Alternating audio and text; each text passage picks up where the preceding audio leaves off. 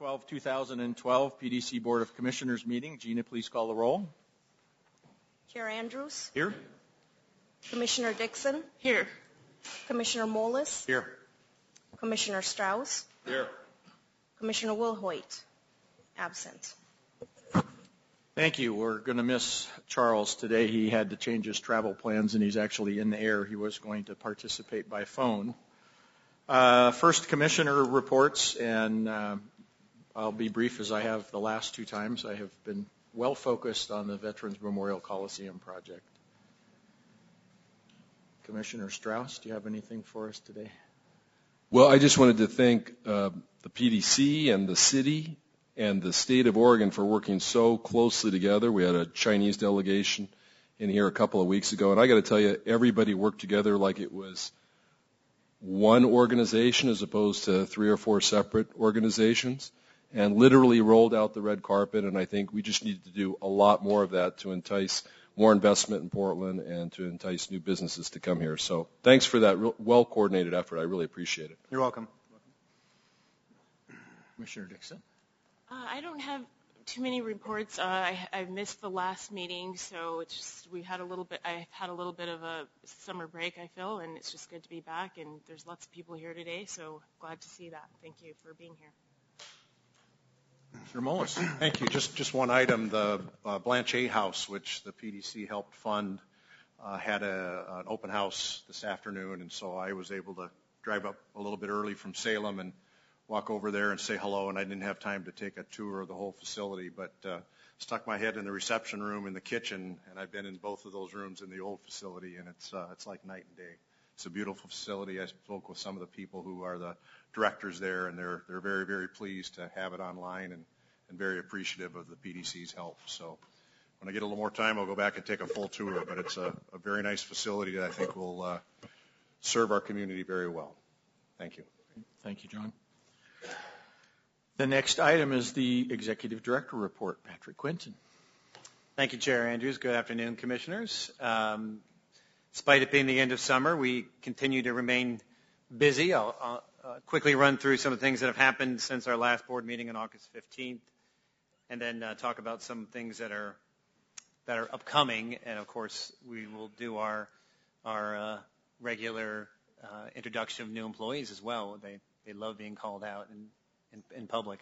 So first on my list, Commissioner Strauss mentioned it, was a meeting with the China Development Bank. So I agree with Commissioner Strauss. It was a great event organized by Gerding Edelin and others, and GLUMAC and ZGF. I mean, it really was the kind of the best of what we have to offer. But it just shows what level of international attention our work is getting. That the largest investment bank basically in China came to Portland to learn about how we do business. So a great day.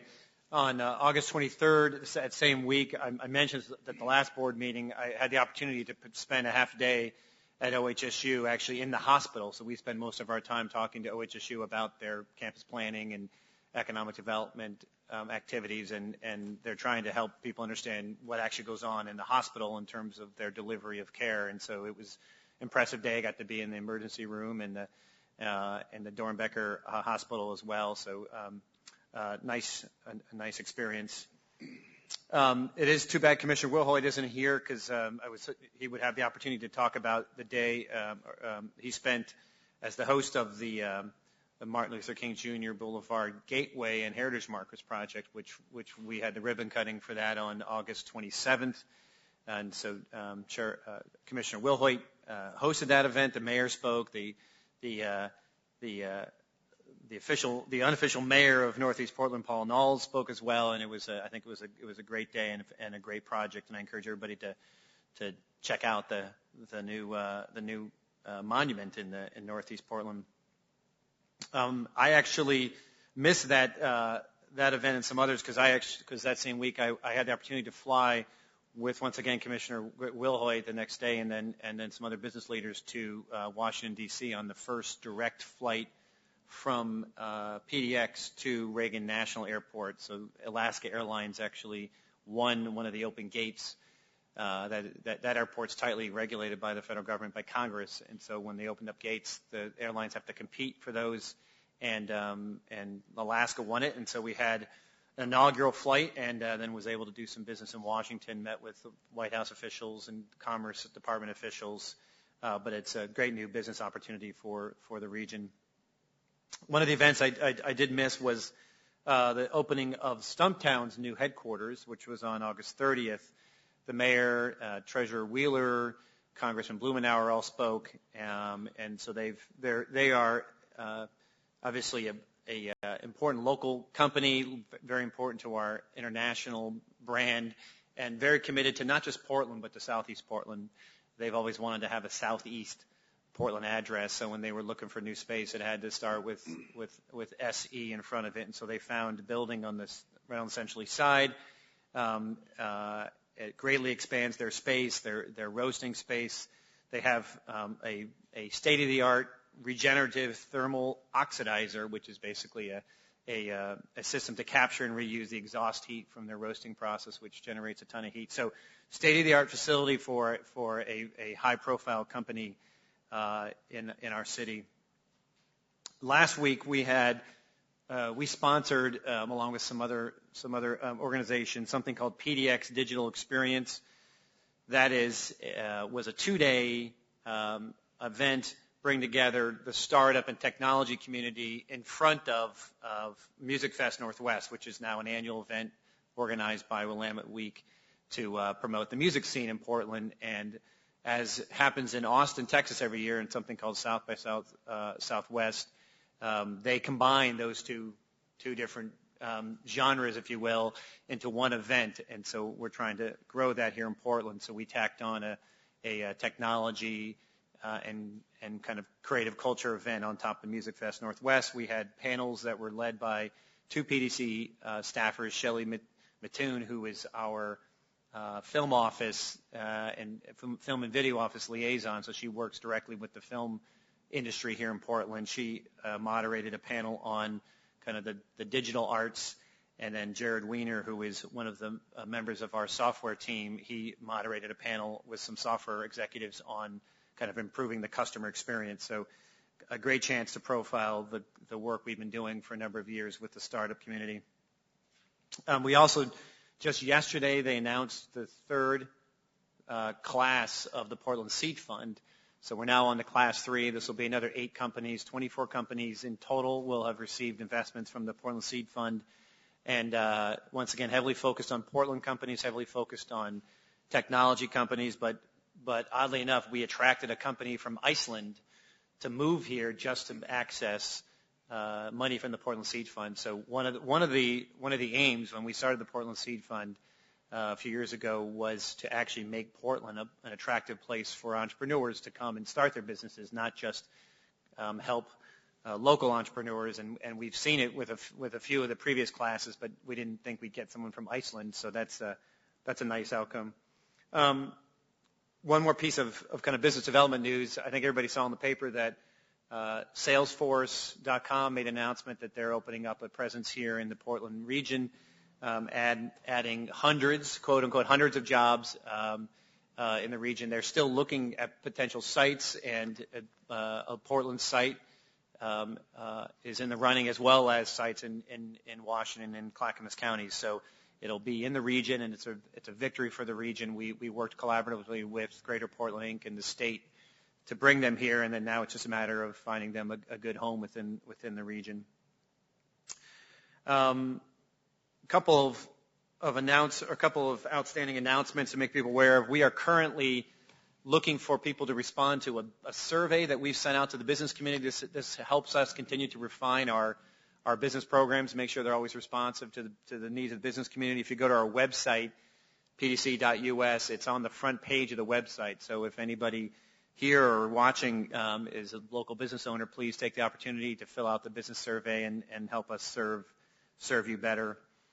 And then yesterday, the mayor sent out an RFI relating to the Gateway Transit Center, where we are soliciting ideas for how to redevelop certain parcels right around the existing transit center. These are parcels that we own and that are privately owned, and we are seeking just the best ideas right now. We're not looking for specific development proposals, but we'll take those as well, but we really want to rethink what's going to happen there and try and grow that as the core of development within Gateway.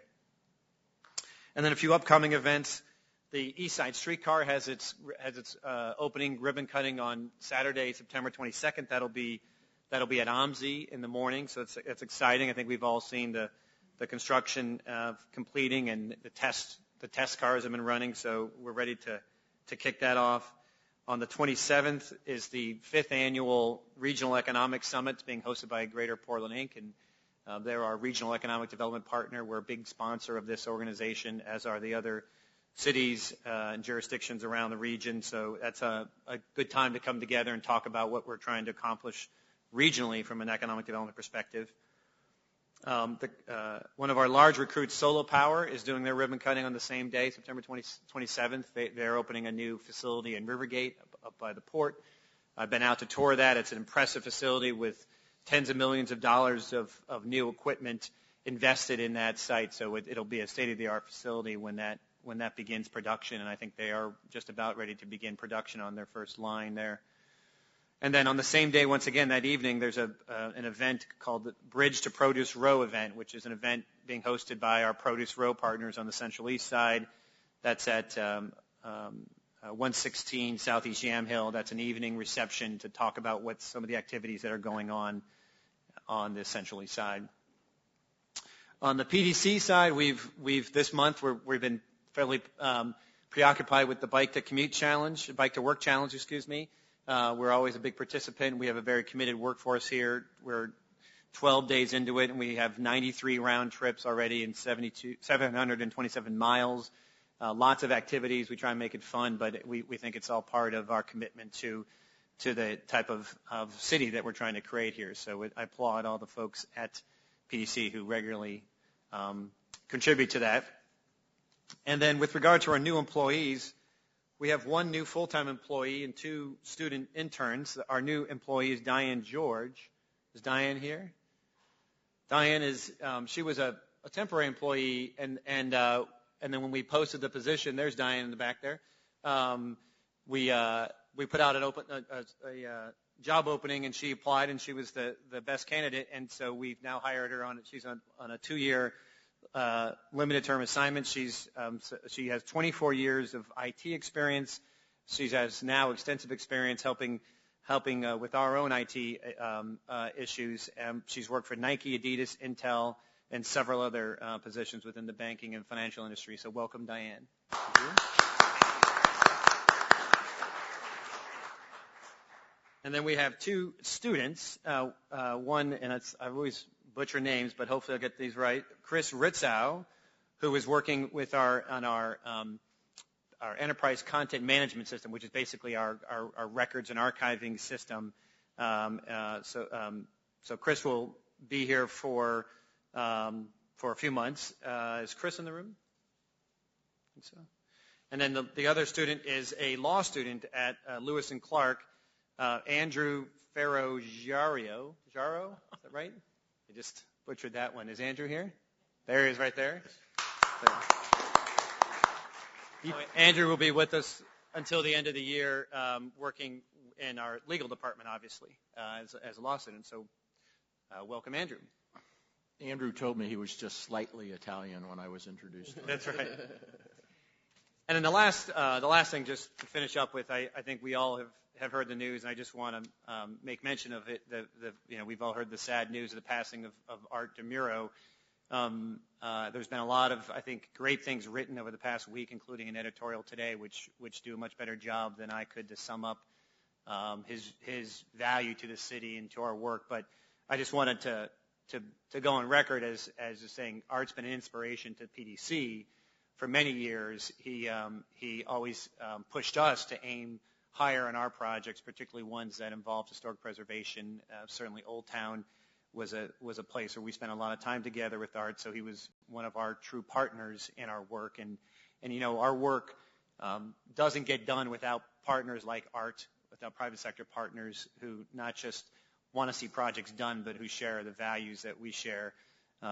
Projects like White Stag are obviously, they have Art's imprint all over them. But even the Stumptown project. Stumptown headquarters was an art project. Took an existing building and turned it into a productive reuse. And we would have definitely been working with Art in the future on other projects had he not left us. So it definitely is sad, and he'll be missed in our work. So. Thank you, and thank you for bringing Art to our attention again today. I wanted to acknowledge, I think one of his last actions as chair of the Historic Commission was approving the changes that needed to be made to the Galleria, which was a very difficult and sort of contentious situation, and we all knew how important it was for us to be able to get Target in there, and there was a very short time frame, and Art did a really good job of balancing both the business side and the historic side and came up with a creative solution that ended up working for everybody, and that's what he was really good at, and I know we're all going to miss him. Okay, next on the agenda is an action item. It's the meeting minutes for August 15th, 2012. I would look for a motion to approve. So moved. Second. Any discussion, changes, additions? If not, all those in favor, aye. Aye. Aye. Opposed? Thank you very much. Next is for comment item for items not on the agenda. For those of you who are not used to being at PDC meetings, I do have a couple of folks who want to testify on item number 8, which is the selection of the development team for the Convention Center Hotel. What we'll do is we'll get a presentation from staff for that particular item, and then we'll ask for testimony, and then we'll ask questions afterwards. So no one has signed up for items not on the agenda, so we will move right along to the next item, which is our consent agenda. 2 action items. Resolution 6961, authorizing an intergovernmental agreement with the City of Portland to provide funding of $5,844,591 to the Portland Development Commission for implementing economic development activities on a citywide basis. This, as you might remember, is just the IGA for the City General's Fund. It's all been approved and budgeted and set aside. The second action item is Resolution 6962, and it is authorizing the second amendment to the Disposition and Development Agreement with the Grove Hostel Property, LLC, to simply extend the final termination date by 90 days. We're making progress and just need a little more time. So I would look for a motion to approve the consent agenda. So moved. I second. Any discussion? All those in favor, aye? Aye. Aye. Aye. Thank you. A little ahead of schedule. I like it. Okay, on to the regular agenda. Again, an action item, Resolution 6963, approving certain expenses related to the Rose Quarter Shared Thermal Energy System in an amount not to exceed $650,000. Lou Bowers and Kevin Brake. Good afternoon, gentlemen. Hello. Good afternoon, sir.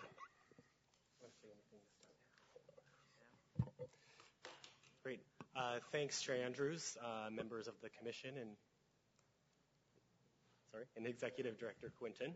I'm Kevin Brake, Senior Project Program Coordinator with the Portland Development Commission. I'm bringing to you a project that we have called the Rose Quarter Shared Thermal Energy System.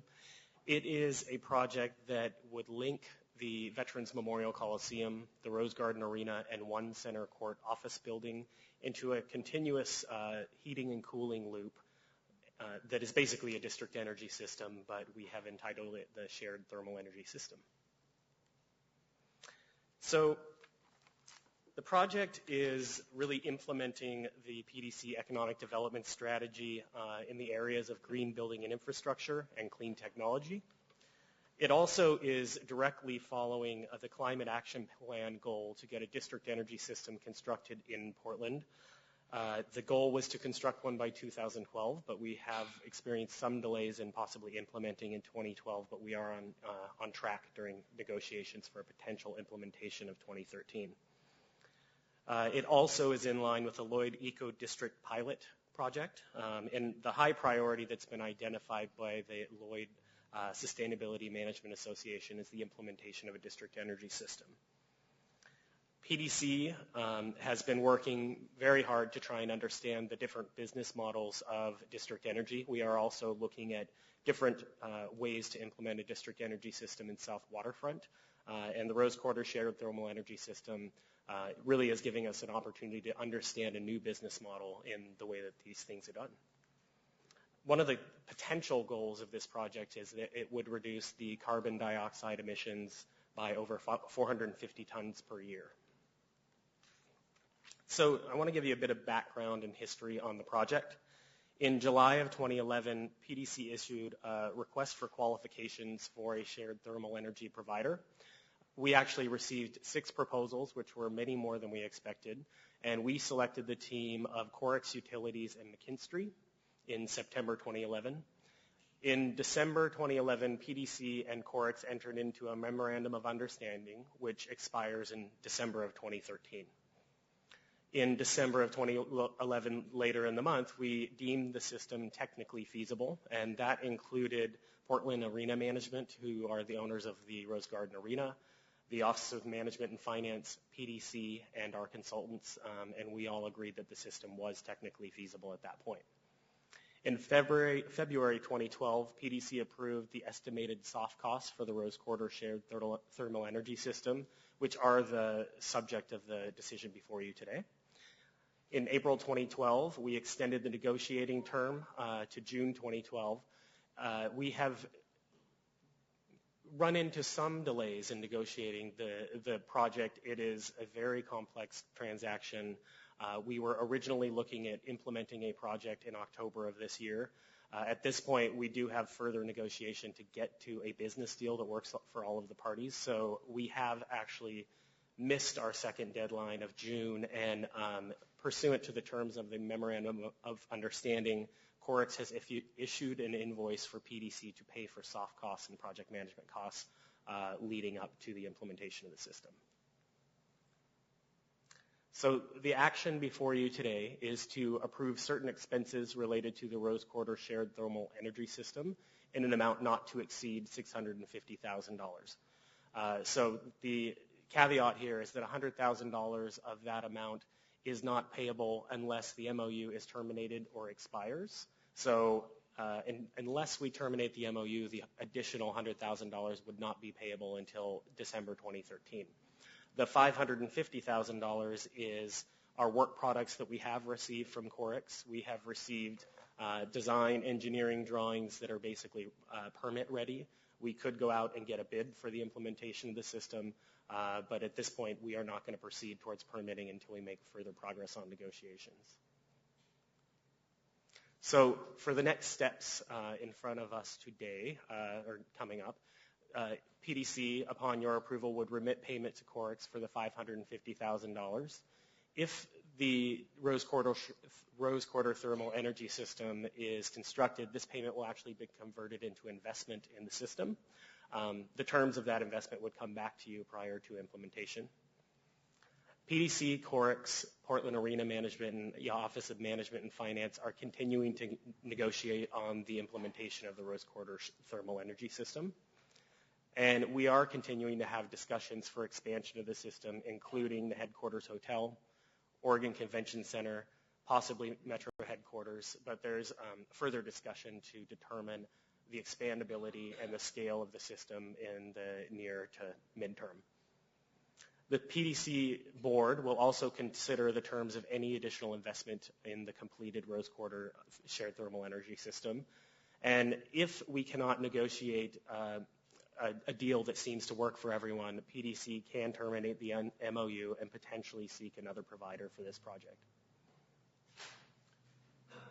Lou Bowers, your Central City Manager. I just wanted to make 2 notes. One is the liabilities were actually incurred when PDC executed the MOU and the letter of agreement. It's the cumulative nature of the expenses that puts us over the $500,000 threshold that causes us to come to you today. The liabilities are in place. We ended up going over 500. Secondly, as Kevin noted, the reason for the delay is we originally had tied the district energy system directly to the VMC Phase 1 negotiations and therefore had established timelines. And as the chair well knows, that we have not been able to meet those timelines. So now we've we've sort of separated the projects a little bit, are running them parallel, and they remain feasible, but we will bring to you most likely the approval for the VMC renovations very soon, and the district energy will we need to continue to work on the business model before we could bring that to you. But that's what caused the two things to get out of whack, whereas originally they were in alignment.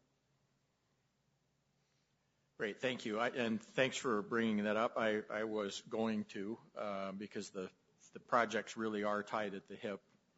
The initial project was to include the Rose Garden and the Memorial Coliseum.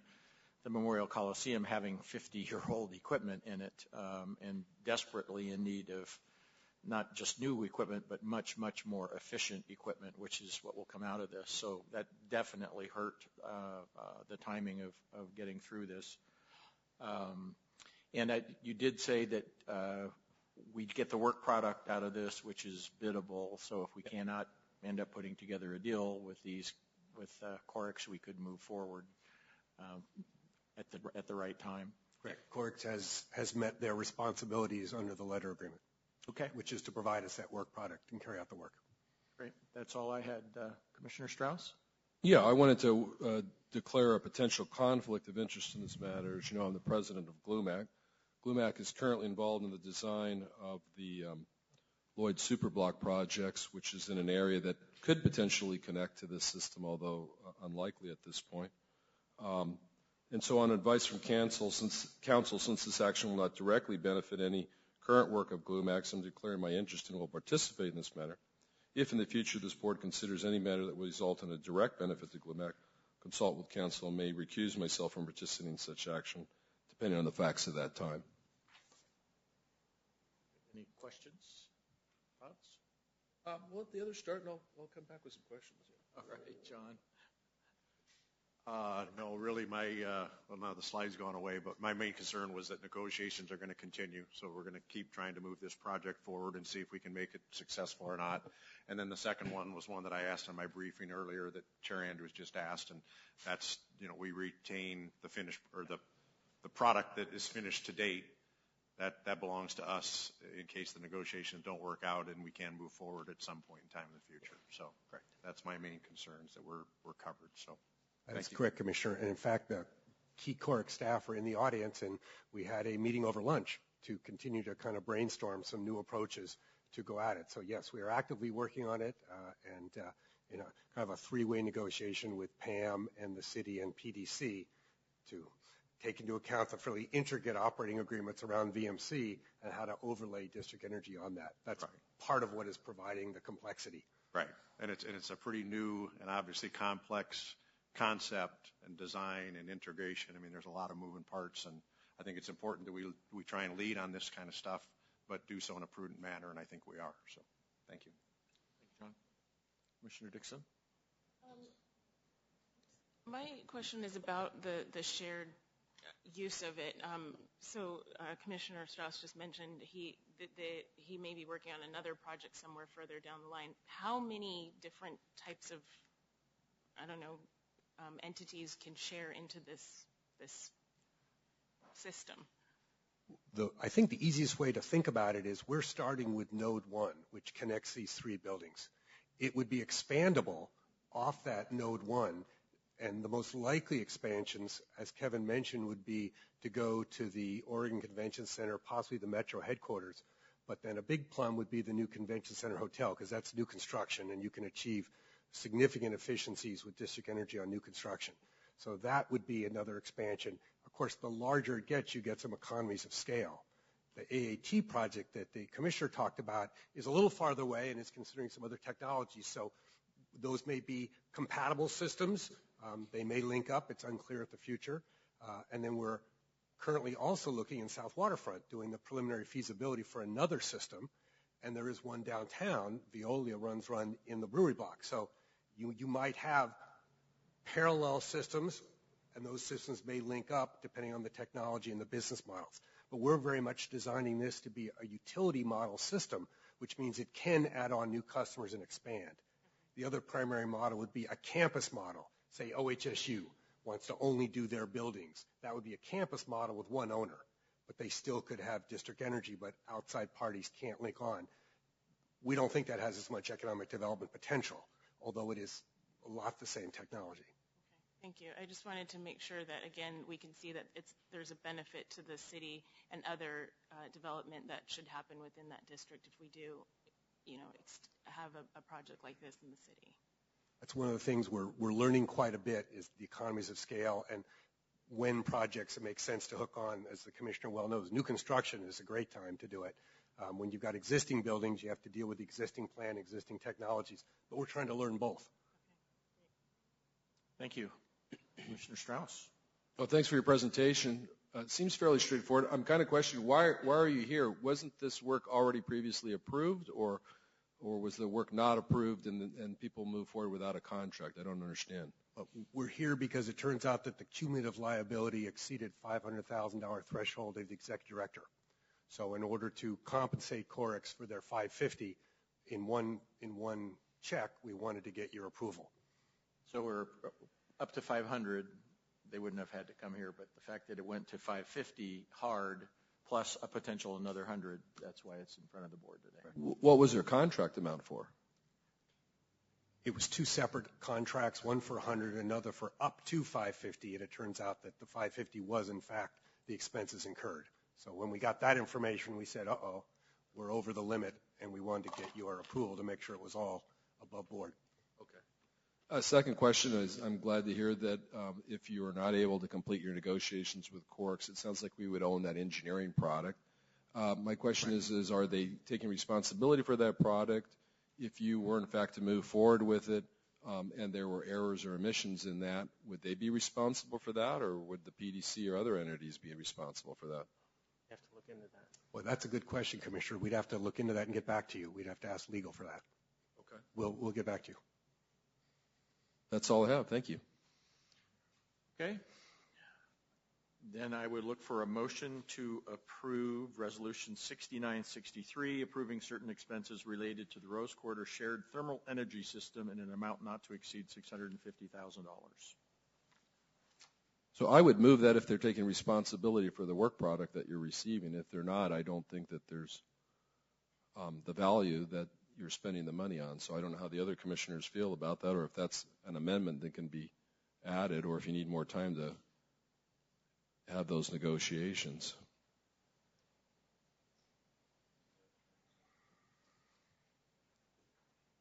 We'd probably want to confer with counsel to figure out what that legal liability is.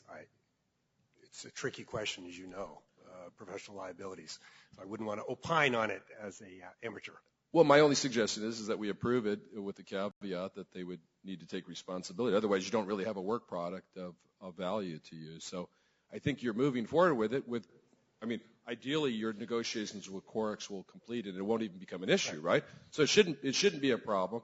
But if, in fact, we're paying a considerable amount of money for this, then there should be some guarantee that the product that we're purchasing is without errors or omissions. Eric, can you help us with this a little bit? No. What we can do is find out and get back to you. If you want to hold the vote, we can get an answer back in 20 minutes. Perfect. That would be great. So we'll hold on that. My guess is it's not a totally clear picture because contracts are never written that way, but we'll get a response anyway. So do we need to do anything officially just to put this on hold? Because it hasn't been, no motions have been approved. No. Okay. I think all right. So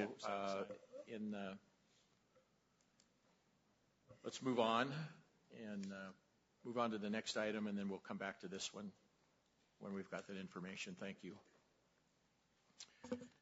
So the next item is also an action item. It's Resolution 6964.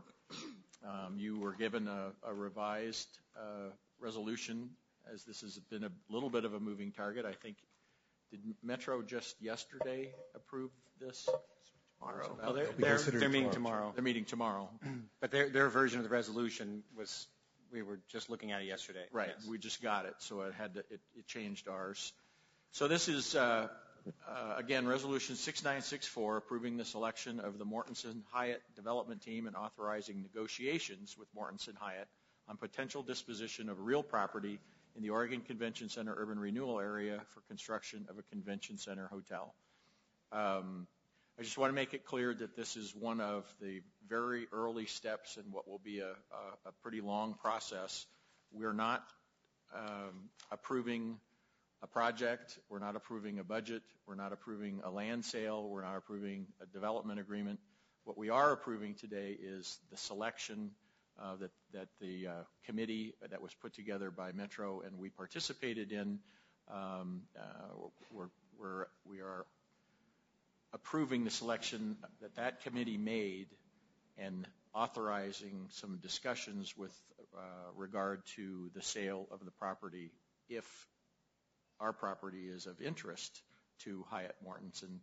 And I will point out that in past convention center hotel packages, it has been anticipated that we would provide the land as part of the package. In this particular situation, we are looking for fair market value for that. I think we've got $4 million in the budget for the project itself. That would be the additional, in addition to the property, that would be the financing we would have available. So this would authorize us to begin negotiations on that. On the financing. So if the financing package would come back to the board, a land sale would come back to the board, and a development agreement would come back to the board. Okay, perfect. Thank you. Mr. Bowers, I see you're back again. Lou Bowers, Central City Division Manager. I just wanted to introduce it. The chair actually took most of my thunder. This is the next step. To do that. You received a pretty thorough briefing when we approved the RFP about the whole project. We said we'd come back to you for the designation of the preferred developer. That's what we're doing here. Again, remember the process is different than before. Metro is in lead, and Cheryl Tweedy from Metro will be giving a significant part of the presentation. And this is a privately owned and privately operated hotel that would have a public investment in the hotel. It's not a publicly owned model, which was discussed before. PDC's role is limited, as was stated, to selling the site, one or more sites, and up to $4 million in TIF investments. I think you will hear about next steps, but most likely the next thing that will come back to you will be approval of a term sheet, which will be the outlines of the financial deal that will clarify sort of who is doing what. It is our goal to have that completed before the end of the calendar year so that that can be approved by the various entities, the county, Metro, et cetera. I now want to introduce Eric Jacobson, who is the project manager for PDC, and Cheryl Tweedy from Metro. I also want to note that the successful developers, Schlesinger et al., are in the audience. If you wish to hear from them, they'd be happy to speak with you as well. Eric? Thank you very much, Lou. Good afternoon, Chair Andrews, Commissioners. My name is Eric Jacobson, Senior Project Manager with the Central City team. And so as we've discussed, we're here today to request approval of Resolution 6964, which will approve the selection of the Mortensen Hyatt team and authorize staff to enter into negotiations on both the financial terms and the potential sale of PDC-owned property. So the reason we're here is because the establishment of a convention center hotel has been one of the key objectives and goals of the Oregon Convention Center URA plan. It would also implement our economic development strategy in terms of enhancing the central city. It would increase the ability to attract national conventions, which would in turn improve the hospitality market, that there would be a spillover into other hotels. And then in addition, if you've been near the Oregon Convention Center recently, you know that some of the parcels near there could stand improvement. So this will, development of a convention center hotel there will remove blight and some of the undesirable parcels there. As Lou mentioned, Metro is a lead agency, and PDC is supporting Metro along with the City of Portland and Multnomah County, who are the four partners. Let me add one thing. As we've learned more about the district energy in this area, we've also come to see that new construction at Convention Center Hotel could be a significant factor in making district energy more feasible, reaching economies of scale. So we didn't go into it with that intention, but we're now seeing that it could be a significant attribute, and we'd like to look at that more. So in terms of the schedule, we are in the middle of that schedule where the big green arrow is. As you'll recall, we were last here in April, and at that time you endorsed Metro's request for proposal process. So we're here today to report out on what happened during that RFP process and our conclusions, and then we'll get into the next steps later. But in total, you'll see this project 4 times if we're successful. To give you an orientation of the location, the convention center is located in northeast Portland, just across the river from downtown. It's just east of the Rose Quarter and in the area of the Lloyd Center. Past research has shown that a convention center hotel really needs to be immediately adjacent to the convention center. And so Metro, when they started this RFP process, they identified a swath of property shown outlined in red on that graphic that were properties where a convention center hotel could be feasible, and that included both privately and publicly owned parcels. And in terms of the publicly owned parcels, there were 4. They're labeled on that diagram, 1, 2, 3, and 4, and of those, PDC has property ownership in sites 1 and 3. And so with that, what I'd like to do is turn it over to Cheryl, and she'll run through the RFP process. Good afternoon, Cheryl Tweedy, Metro Senior Development Advisor. Thank you for having me be part of your presentation today. Good afternoon, Commissioners. I'd like to thank you for your staff involvement and guidance in this effort. There's a lot of knowledge and expertise here within this organization. So as we began the RFP process, we knew that we needed to set it up in a manner that enabled our proposals to have development teams to have adequate time to put their proposals together. We issued the RFP in May, and 2 months later, the proposals were due. We received 2 proposals. We had a fair amount of inquiry from a number of other developers and hotel chains, but 2 full-fledged proposals came in that we deemed as responsive to the RFP. During the month of July and into almost the end of August, we spent almost 6 weeks with the evaluation committee reviewing the 2 proposals. The committee had 4 meetings. We had 2 interview meetings and 2 working sessions of the evaluation committee, at which time they developed additional questions they asked the development teams to respond to in order to have a really complete and thorough assessment of the 2 proposals that were submitted. August 23rd, the committee completed its work and recommended that the Mortenson Hyatt team be selected. And since that time, we've been preparing for the meeting here today with you. And tomorrow afternoon, the Metro Council will also be taking a similar action to select the development team, not to select a particular site, not to select a particular development program, nor financing structure, nor development agreement approach. So this is clearly the first key milestone in the RFP process.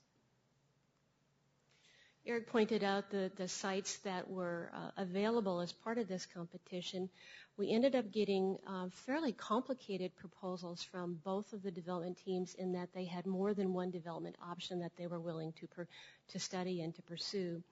The Mortenson Hyatt team actually proposed 4 different development options, 2 of which would occur on Site 1, which is owned by Starterra here locally, and 2 of which would occur on Site 3, the PDC-owned property.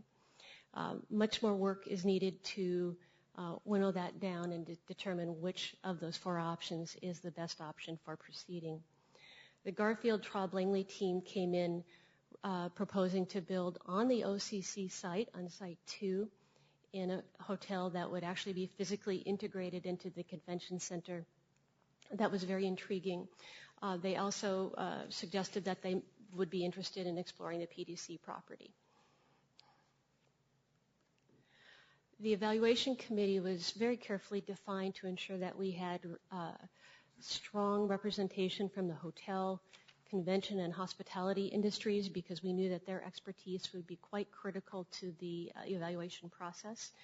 On the committee, we actually had 3 professionals in the hotel industry, plus 1 representative of Travel Portland who also had a very strong hotel background.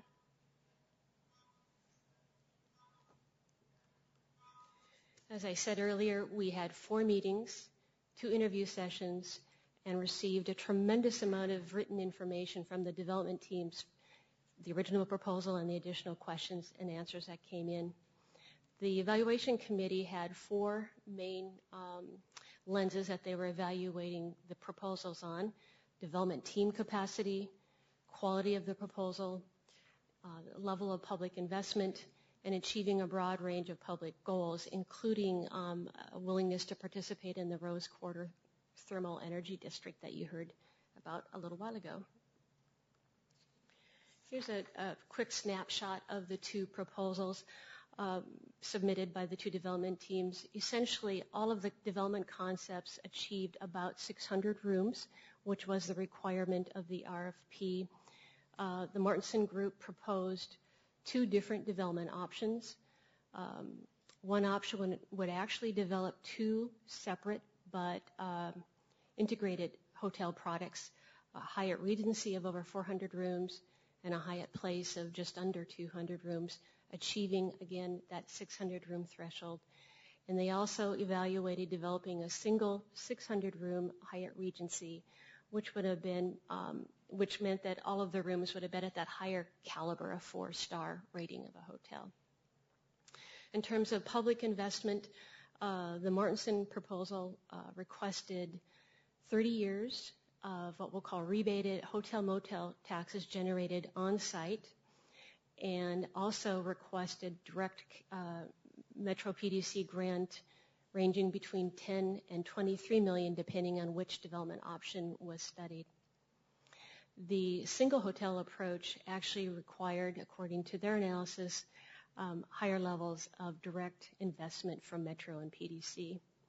Again, for the record, we are not accepting any of these 4 development proposals. Much further analysis must take place before we would be to the point of knowing which one made the most sense and was achievable within the resources that we had available.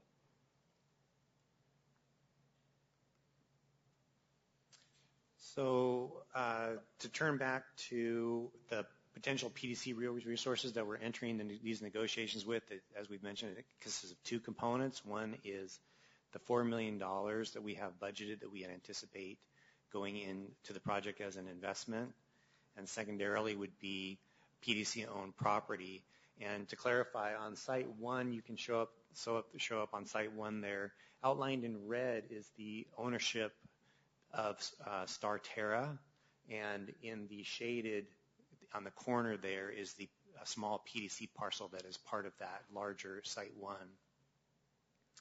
And then on the east side of the convention center are blocks 26 on the southern half of block 43. And the expectation would be that we would sell those at fair market value, as Chair Andrews mentioned earlier. So in terms of next steps, this issue is on the Metro Council agenda for tomorrow for the Metro Council to adopt a similar action. We would expect that if both PDC and Metro Council approve these actions, that the next step would be for the Mortensen Hyatt team to enter into negotiations leading to a labor peace assurance with a labor organization. This is, we anticipate this will be a requirement of the Metro Council in their action tomorrow. It's currently part of the resolution that is in front of them for consideration. We think that could take upwards of a month, but we're hoping that that would be concluded fairly soon.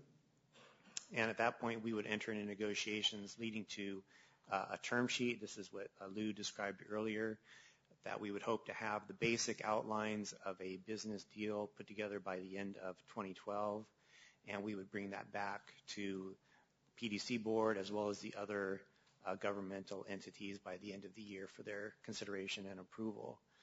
And at that point, we would then turn that term sheet into a disposition development agreement that we hope would be ready for approval by the 4 local governments in spring of 2013.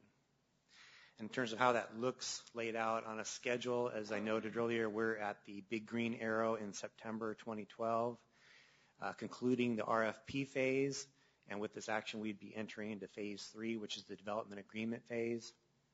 We would expect that by the end of the year we'd bring a term sheet back to you and then again sometime in spring 2013 to have the 4 partners prepared to approve a development agreement. So in summary, we're requesting that you approve the resolution that would enable us to move forward with negotiations with the Mortenson Hyatt team. As noted by Chair Andrews, this does not commit the PDC resources. It does not select a specific development proposal.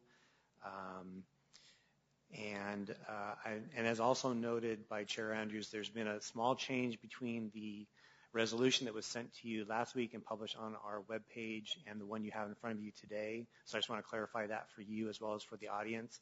There was a reference to a letter of intent, the idea that PDC would enter into a letter of intent with the 4 partners. In the past week, we've determined that that's not going to be necessary. And so we've removed that language from your resolution that's in front of you. And with that, that concludes our presentation, and we're prepared to take any questions you have. Okay, I would first, I know that there are representatives of the development team. If I want to give them the opportunity to come forward if they would like to. And then we'll take testimony, and then we'll call you guys back up.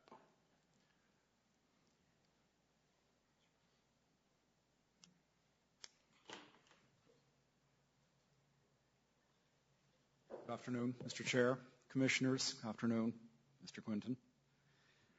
My name is Mick O'Connell. I'm with Schlesinger Companies. We are the managing member of Star Terra, which, as was pointed out in the presentation, is the landowner and a member of the Mortenson Hyatt team.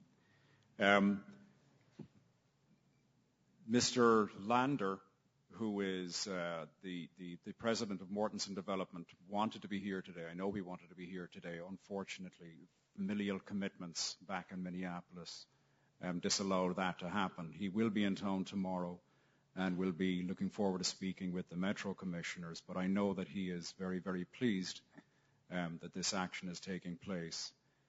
We were very, very happy to learn of the Evaluation Committee's recommendation and are very much looking forward to working on this with staff. As Eric and Lou pointed out, this is the primary goal of the OCC Urban Renewal Plan that's been in place since 1989. We've been trying to do this for a long time. There's been a lot of public discourse. There's been a lot of analysis on this project. We're really excited to getting this going again. We're looking forward to working with staff. We're looking forward to coming back to this group again, as Eric pointed out, to seek approval of a term sheet and hopefully subsequent development agreement, and that will govern the terms of the capital stack in this project. I think it's worth pointing out the commitment that Hyatt is making in this project. It's a forward commitment to own these hotels. It's very unusual, as I'm sure many of you know, for a hotel operating company to make a commitment like this. And I think it's worth pointing out how big this is. I mean, in terms, it's larger than American Assets' purchase of the First and Main building. It's larger than American Assets' investment in the Lloyd portfolio. It's larger than Vestas' investment here in Portland. It's larger than Iberdrola's investment here in Portland. It's a significant investment. And I think it speaks volumes to Hyatt's confidence in the Portland market. It speaks volumes to how attractive Portland is, I think, as a visitor destination. But I think it also speaks volumes to the investment community about how strong Portland is a place to invest funds in. With that, again, we're very happy to start working on this with staff and look forward to coming back and speaking with you later as this process evolves. Thank you. Thanks. We may call you up for questions later, but thanks for being with us today. So we have 2 in the audience that have signed up for testimony, and perhaps another one coming, and one letter that's been submitted from Leyland Consulting that the commission will look at. So all three could come to the table at the same time. Brian Carson, Nisit Hegde, and John Wygant.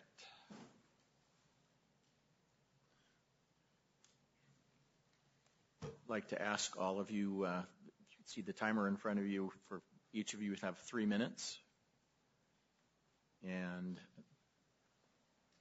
who would like to go first? Good afternoon. My name is Brian Carson, and my question is the 600 rooms a closed project, or is it expandable to something a little larger? Thank you. We'll ask that question for you when they come back up. Okay. Good afternoon, Mr. Chair and Commissioners. My name is Nisjith Hegde, and I'm here today representing Unite Here Local 8. We represent hospitality workers in Washington and Oregon. And our union is extremely interested and focused on the Convention Center project here in Portland. We see it as a potential project to aid in the convention business in Portland. We believe this project can bring more business into the city if it's done right. We understand that things to date have been really thought out process-wise really well. And as the project enters the next phase where a specific deal is being negotiated, we'll continue to engage to ensure that this project is good for the city, metro, county, hotel workers, and tourists. So thank you for your time, and we look forward to keeping you apprised of how this project is shaping up from the perspective of Portland hotel workers. Thank you. Mr. Wygant? I'm John Wygant. Thank you, Mr. Chair, Commissioners. I'm here to request minimum public funding of the Convention Center Hotel. This has been on the agenda for many years and has struggled to make it. I'm a futurist, and so I am concerned that our anticipation of the future is a little too rosy. I think the last few years that we've seen of the financial bubble breaking and the distress in the economy is not temporary. In fact, I refer you to a new book just published in May 2052 by Jorgen Randers describing the 40 years of growth since the original Limits to Growth was published in 1972. This was repeated 20 years later, and again 30 years later, each time with similar analysis with more refinement and more data suggesting that our future is going to be pretty dismal. Jorgen Randers was a member of this original team 40 years ago. He studied the last 40 years and has projected it ahead the next 40 years until 2052. So I'm deeply concerned that we are getting involved in a project that will not have the sufficient economic power. I'm also concerned that this will create growth in the community and shows no promise to create infrastructure growth that is going to be necessary to fund a livable city. So I'm deeply concerned that there are limits to growth, and I think this is a growth project that is bound for disappointment, given what I believe and what Jorgen Randers believes the next 40 years is going to look like. We are going to have essentially a stagnant economy. I also say that this project has been since 1989. Time is not of the essence. So if you were to slow down and do this very carefully with a full understanding of what the future economic conditions will look like, I think that it would prove that a minimum public investment would be beneficial. I have no problem with private investment. What I would really recommend is a virtual convention center that would support online conventioneering with on-site conventioneering. I think there's great potential in that one. Thank you. Thank you for your testimony. We had two more people sign up, Brian McCartan and Tim Ramus.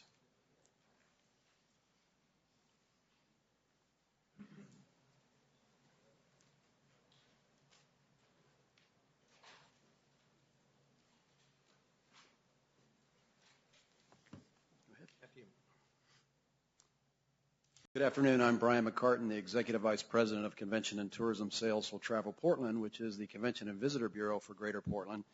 And it's our responsibility, or we're charged with the responsibility of bringing visitors, tourists, groups, and conventions to Portland. And to market, promote, and sell the Oregon Convention Center is a large part of our responsibility in doing so. At Travel Portland, we hear directly from organizations as to Portland's viability as a meetings destination, and there's much that we can be proud of. Each year, organizations do choose Portland for their conferences and conventions, and people tell us that they really do want to meet in Portland. Unfortunately, the number one reason we also lose conventions to Portland, as many conventions lost per year as we typically book in a year, due to the lack of a convention center headquarter hotel. So this is an issue we've been talking about for quite some time. I think most people are very familiar with that need for Portland. The fact that at this point we're encouraged that Metro and PDC and others once again took the opportunity to go forward with the RFP to evaluate this once again to see if we could be successful for Portland in this endeavor. And as a member of the committee that evaluated the responses to the RFP, I will say that I was impressed with the time that was spent and the work that was done, and I think that the members of the committee did a very good job of vetting the proposals that were received to get it to the point where we provided, I think, the Metro PDC staff a lot of good parameters with which to keep in mind as they go forward in this opportunity, I hope, to negotiate and see if we, in fact, can't get the right property, the right headquarter hotel for Portland. The fact that, that we provided this great information, I think, sets us up for some great success. And no question the need is great, but the economic impact of realizing the benefits of a headquarter hotel are phenomenal. Thank you. Mr. Chairman, for your record, my name is Tim Ramus. I'm a lawyer, and I'm here today on behalf of a coalition of downtown Portland hotels that includes the Hilton, the Westin, the Lucia, the Governor, the Lux, and the Benson. Some of you will recognize these hotel names as the hotels that supported PDC's first foray into the hotel business, the Nines Hotel. And they were also the first to suffer when the market revealed the weaknesses in that deal. In that situation, the specific problems were first a failure to have the kinds of market-based projections that were necessary to prove out the rosy projections that were shown and which you relied upon. And second, the failure to have a contingency plan about what would happen if those rosy projections did not pan out. The result of that project is a hotel which has required even additional public subsidy, which cannot meet its debt service requirements, and which now engages in pricing far under the market. It was originally projected to have very high-end rates. You can now obtain rooms there for under $100. Because the local industry was so badly harmed by that mistake, it is of vital interest to them in asking you, in the form of your resolution, to provide assurance that the mistakes of the past are understood and that they will not be repeated. Particularly in the case of a 600-room hotel, the Nines, of course, was only 300 and had major impact. To that end, these hotels ask that PDC add two requirements to your resolution, in addition to the labor peace agreement. The first is a requirement that there be a rate floor that would stop any temptation to undercut rates if the convention hotel were empty. And second, a requirement of a 60-day period to allow public and peer vetting of the term sheet and the new evaluation, market evaluation, which your staff report says is coming. Currently, you're relying on data from the period 2005 to 2007 to support the need for the hotel based upon your staff report. And the report concludes that there will have to be additional evaluation. Metro leadership has said that they value peer review by the industry, but the schedule that's presented doesn't afford that. The schedule says you'll come out with a term sheet in December, and in that same month, you will, during that holiday month, have 4 units of government approve the term sheet. There's simply not an opportunity for peer review, and so we ask for that. It's our position that we certainly support the observation of the Oregonian editorial page that that is necessary. We ask you to make that change in the resolution. Thank you. Thank you. So could we get Cheryl Tweedy, Lou Bowers, and Eric Jacobson back to the podium?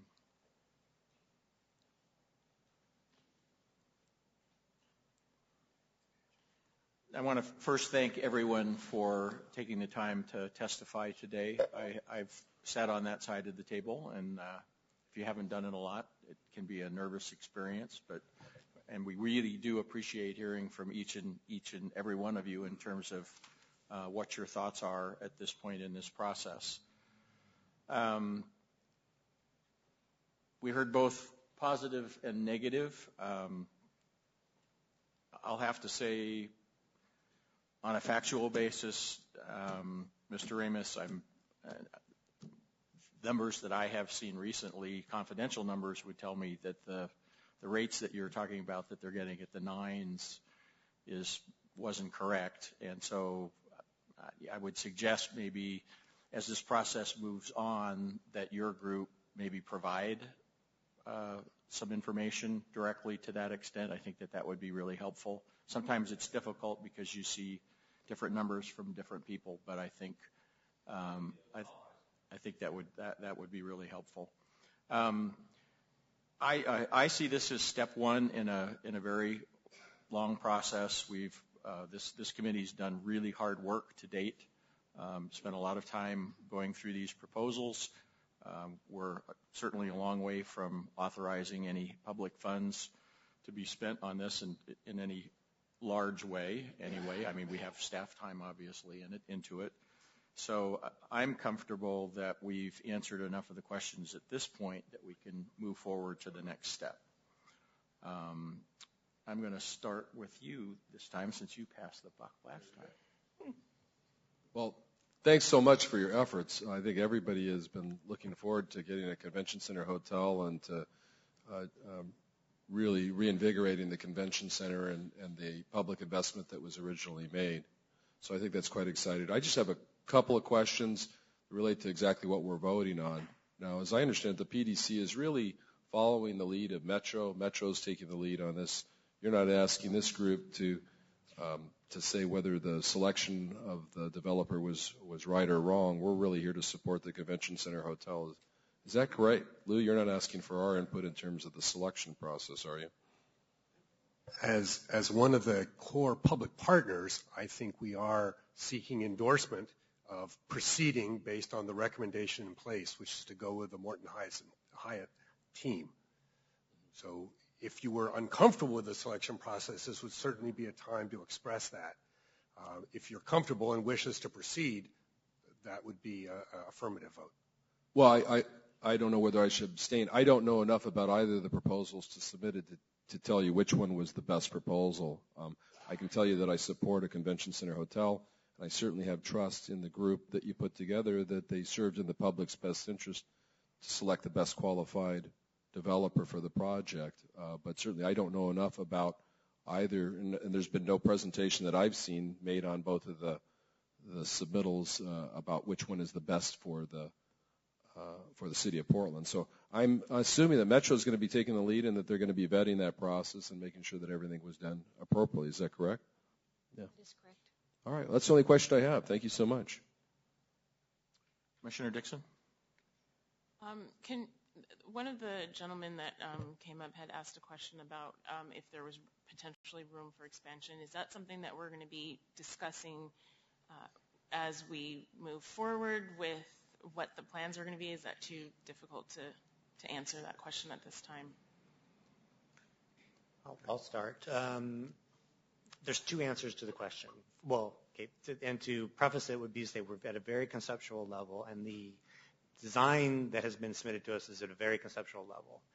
And what we know is that financially getting to even a 600-room hotel is very difficult and challenging financially. That said, if it's important to all of the entities to have an expandable building, that's something that could be designed into a building. It would require extra structure, probably would require extra costs in order to have an expandable thing, so it would be probably to be dependent upon or increase the amount of public investment needed. In addition to the actual structure itself, one of the things that's been discussed is that once a convention center hotel goes in, the reason I put this graphic up is that oftentimes other hotels will come in as well as the market increases. And so there are additional sites adjacent to this one of these parcels, some owned by PDC, some owned by others. And so it's potential that even if this individual hotel doesn't expand, that there could be an expansion of other hotels nearby. So there's two ways of looking at it. One is you could build expandability into this individual hotel, and the other is there could be potential for other hotels to build nearby. Is that? That's quite right. At this point, the finances are the constraint on the size of the hotel, not the site. You could put more rooms on this site. It would increase the public investment further beyond the means of PDC and Metro. So the 600 rooms, which results in a 500-room block, was the minimum that the Convention Center in Travel Portland felt was necessary to get the convention business they wanted to get. So that's what's conditioned this size.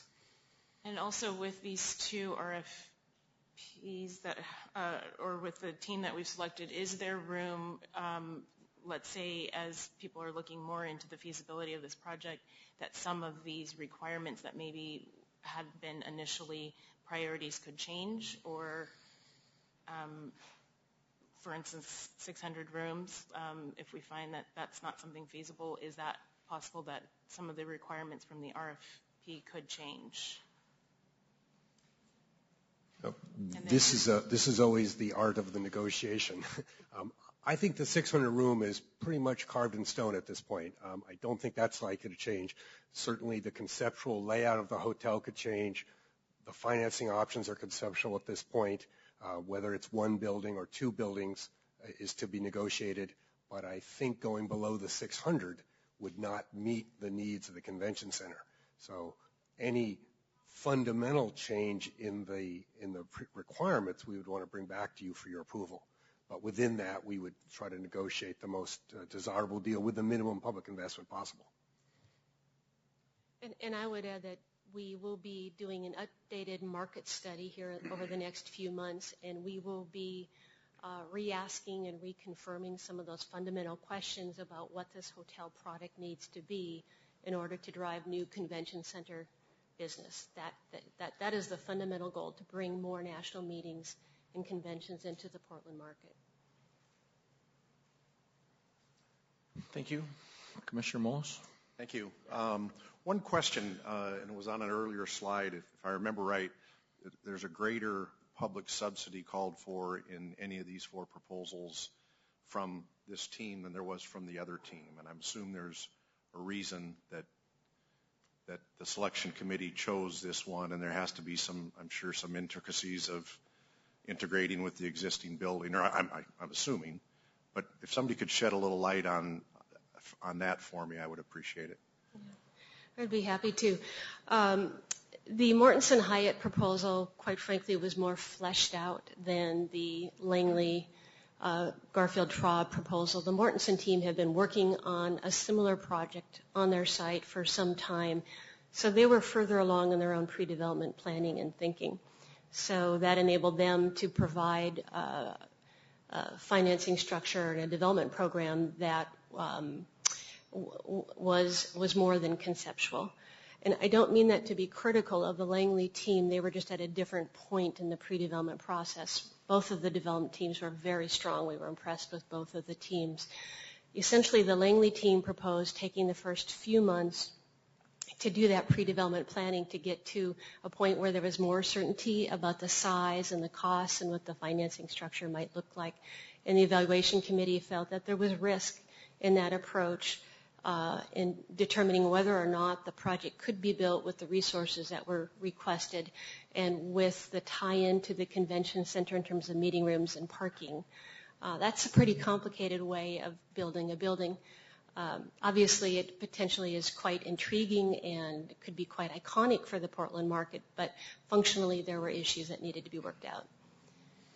And also just like to point out that, and we didn't go to all the details of what the evaluation committee discussed over that 6-week period, but one of the items that was also a real determining factor in selecting one proposal over the other was that the Garfield Traub Langley team proposed to be compensated for all or a portion of their pre-development expenses during this exploratory phase. And we felt that that was shifting the risk and the financial requirements back onto the public sector and what we're intending to be a private sector owned and operated hotel. So even though their initial proposal had a slightly less identified public investment needed, it was the evaluation committee felt it was much less certain and a lot riskier for the public sector. And finally, I believe that the tipping point for many members of the committee had to do with the fact that, as Mick mentioned, the Mortenson Hyatt proposal has a commitment from Hyatt to purchase the hotel upon completion. That means the financing really only needs to be done during construction, which is much simpler. The Langley team was a complicated financing that involved both construction and permanent financing, and permanent financing remains quite challenging in this market for new construction. So that commitment by Hyatt, which is not 100% firm, but which is quite firm, really made it a very attractive proposal and a much simpler proposal to implement than the alternative. Okay, thanks very much. That's very helpful. And then just in regard to the reference to the labor peace agreement that's in our resolution and that I know that Metro is going to be considering tomorrow, and I just happened to run into President Hughes this morning and had a conversation with him, and I know you'll be discussing that tomorrow. But it's my understanding that the Sheraton, who is the hotel in the other proposal, had already agreed to that. It's also my understanding that the Hyatt has agreed to labor peace agreements in other areas of the country. And so I would just hope that Metro in their discussions tomorrow and Mr. O'Connell, Mr. Schlesinger can encourage that labor peace agreement to happen sooner rather than later. Thank you. I see heads nodding. Thanks. You have a thought? Yeah, I just wanted to kind of reiterate a point that has been made, but I think it's important given some of the questions. You know, when we prepare reports for the board, we include the budget from the URAs, and a lot of times I think it gets glossed over and the numbers look big, oftentimes with a lot of zeros. This is one where the budget for this URA really matters, and so we have been pretty explicit about the amount of public money or TIF, dollars to PDC for this very reason. If you look at our budget here and you subtract out the dollars that we've committed to the Veterans Memorial Coliseum, and if you think about the other commitments that we have in this district, in particular that we have a commitment to district energy as well, that there really isn't. This isn't a negotiating stance. This is really what we have left in a district that basically has its end next year. So it is a real constraint. As opposed to, I think, in some other projects, people can say, well, there's other money elsewhere. In this URA, this really is. We're nearing the end, and the dollars really are finite. And so the dollars that we have advertised for this project really are the dollars that are available for this project, in addition to the properties. There's obviously smaller amounts that can be moved around, and the board would have that discretion, but it doesn't materially change our ability to change the financing on this project. Other public entities could make different decisions, but we don't really have the bandwidth to go much deeper. Thank you. Okay, before I ask for a motion to approve Resolution 6964, I just wanted to make the comment that there were a couple of suggestions of amendments that were made to it. I think that we should be looking at those things prior to actually budgeting dollars or setting dollars aside for this project. And I just as a suggestion, if you're going to come to us with those, if you brought them to us in advance of sitting here right at the meeting, it would be a lot easier for us to analyze it and get educated and be comfortable with making those kind of changes. So with that, I would look for a motion to approve Resolution 6964, approving the selection of the Mortenson Hyatt development team and authorizing negotiations with Mortenson Hyatt on potential disposition of real property in the Oregon Convention Center urban renewal area for construction of a convention center hotel. So moved.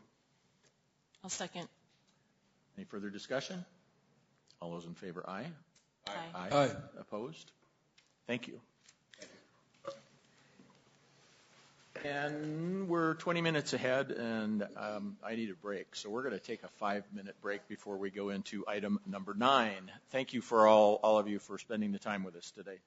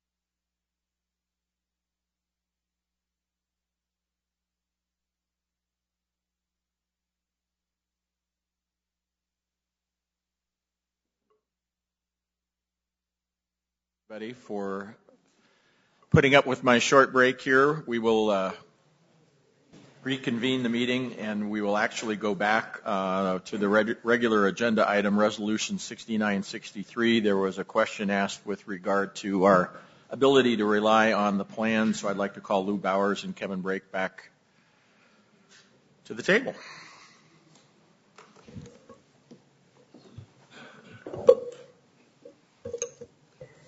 All right. So we did do some research on your question. We looked in the MOU, and the MOU requires Corix to use commercially reasonable efforts to transfer title to PDC all work products related to the Rose Quarter Shared Thermal Energy Project. Fosdick and Hilmer is the consulting engineer, and they're currently holding a $5 million errors and omissions insurance that's good for 2 years. So yes, the work product would be insured under that policy and assignable to PDC. Thank you. Any other questions? All right. I would look for a motion to approve then Resolution 6963, approving certain expenses related to the Rose Quarter Shared Thermal Energy System in an amount not to exceed $650,000. So moved. Any further discussion? All those in favor, aye. Aye. Aye. Aye. Opposed? Thank you, gentlemen. Thank you. Thank you, Eric. And Lisa. I'd like to keep you. Lisa, saved us again. Okay, on to what I think is going to be a very interesting presentation. It's both an informational item and there are resolutions.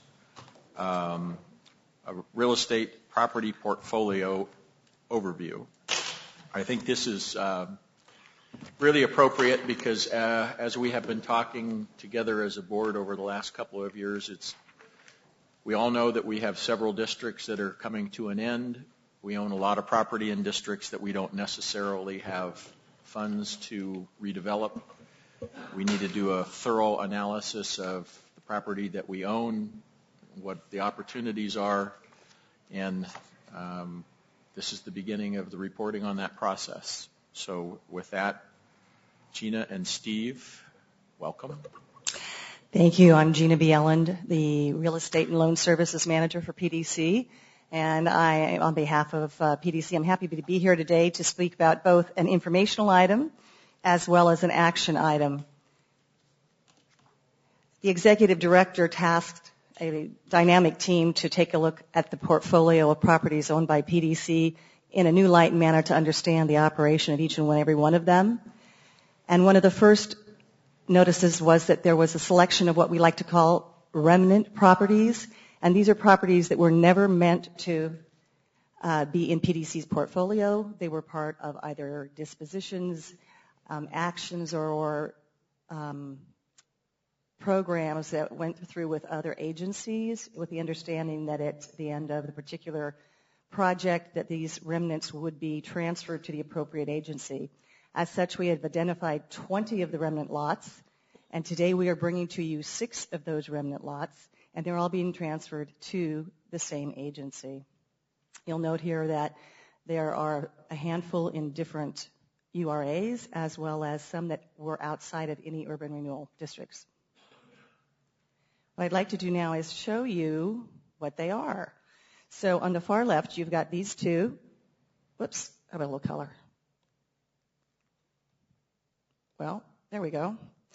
And those 2 properties are bioswales, and that's all they're there for. Then we have 2 right here, and they're actually adjacent. So you see this one, and then this little one here sits right there, and that's at the beginning of McCleary Park. It's just a portion of the park. This one right here is part of the NATO traffic island, and I understand that it was where the big pipe did the west side piping. Then right here, all we have there is just a little portion of street and right-of-way. So these are the actual 6 remnant properties that we're bringing for transfer back to the agency that they were originally designed to go to. Now, the next phase is for information only, and what we'd like to share with you is the portfolio overview. We currently have 78 properties, not projects, but properties. And please note that these do not include the 20 remnant properties. We have assessed the real market value overall is just over $200 million, and it spans an incredible variety. Everything from the Union Station trains to billboards, cell towers, vacant land, income-producing property, and we have a couple of pound puppies. If you take a look at the overall slice of it, you'll see that in the urban renewal areas, that River District has the largest value. And each of those sections, appreciate that these numbers are based on the RMV rather than individual appraisals. As we move forward with the projects, we get current appraisals and adjust the numbers according to the current value market of those properties. These are some properties of significant interest. You can see the Union Station, which is one of the most amazing properties we have. Its historic nature has made it a large challenge and opportunity in order to renovate it. And that's one of the properties that we're looking at for an interesting, perhaps, private-public sector transaction. In the top left, the Denver Street warehouses. The properties are a cluster that were purchased together. The original one was going to be one property, and it was going to be disposed or demolished for future urban development. But the greatest thing that happened is we got a collection of those properties together, and one of the buildings currently is fully occupied and triple net leased to Spartech, and so we have a cash flow in that particular property. The Centennial Mills, which is on the bottom left, is one of our most attractive buildings that cannot be occupied. As we all know, it has no value in terms of the structure any longer, but it is also in our portfolio. Wanted to show you a little bit about the neighborhood improvements that have been done that have been a benefit.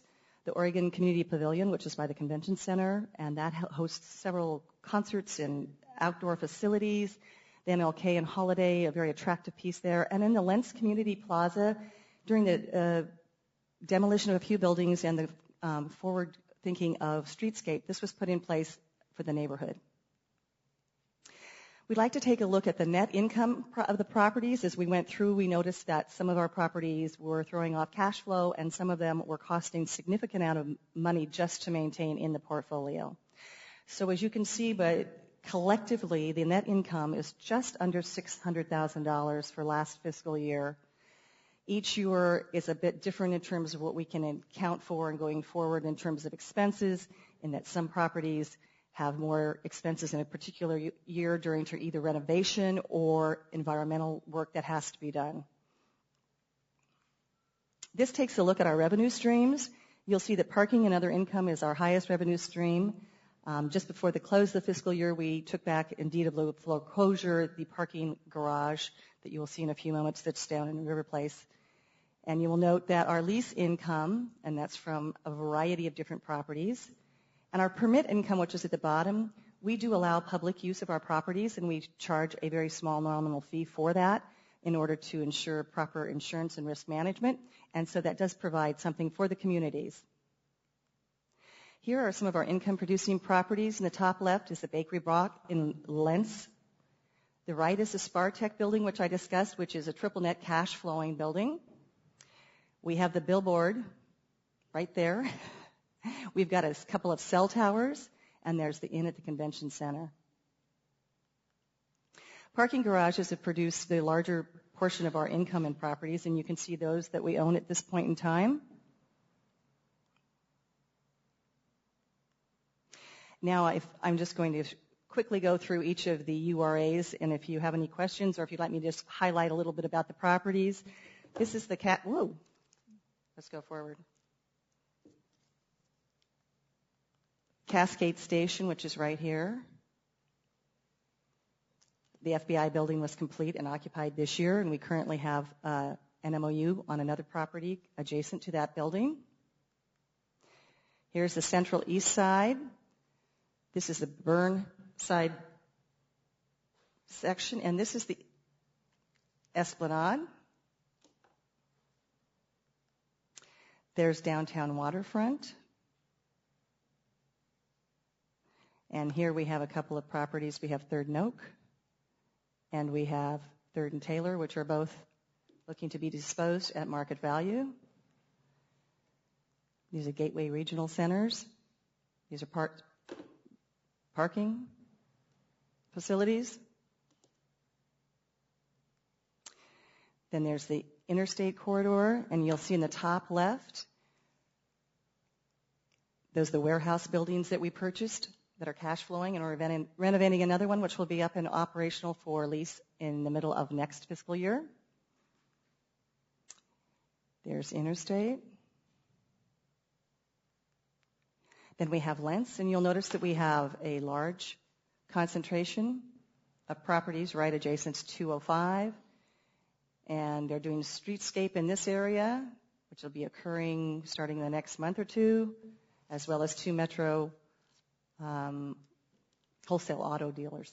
So the Lentz area has a large neighborhood population, and we've been working diligently with that neighborhood group. North Macadam, the Oregon Convention Center, which just spoke about. We've got the River District, one small portion on the South Park blocks, which is the PSU parking lot. And what we'd like to talk about now is how we've categorized the entire portfolio. We've taken the properties, all 78, and we have put them into disposition strategy categories. Strategic recruitment sites are the first category, and those are properties that we are maintaining for future sites that will be utilized for activity. Number 2 is development sites that are active, and that's properties that are currently active for development. The third category is for development sites that we are going to be holding. That means these are strategic sites that have future value but need to be held in the portfolio for a period of time until the market and or partners come forward to further that activity. Sites targeted for disposition are number 4, and those are properties that have been deemed non-strategic for the purposes of PDC's mission, and those properties will be sold at market value. Category number 5 is other, and in that collection we have a variety of properties that are currently cash flowing, as well as some properties that are simply unique in nature, much like Union Station. So that summarizes how they have been categorized. Active projects are currently active. The River District Grove Hostel is currently under a DDA.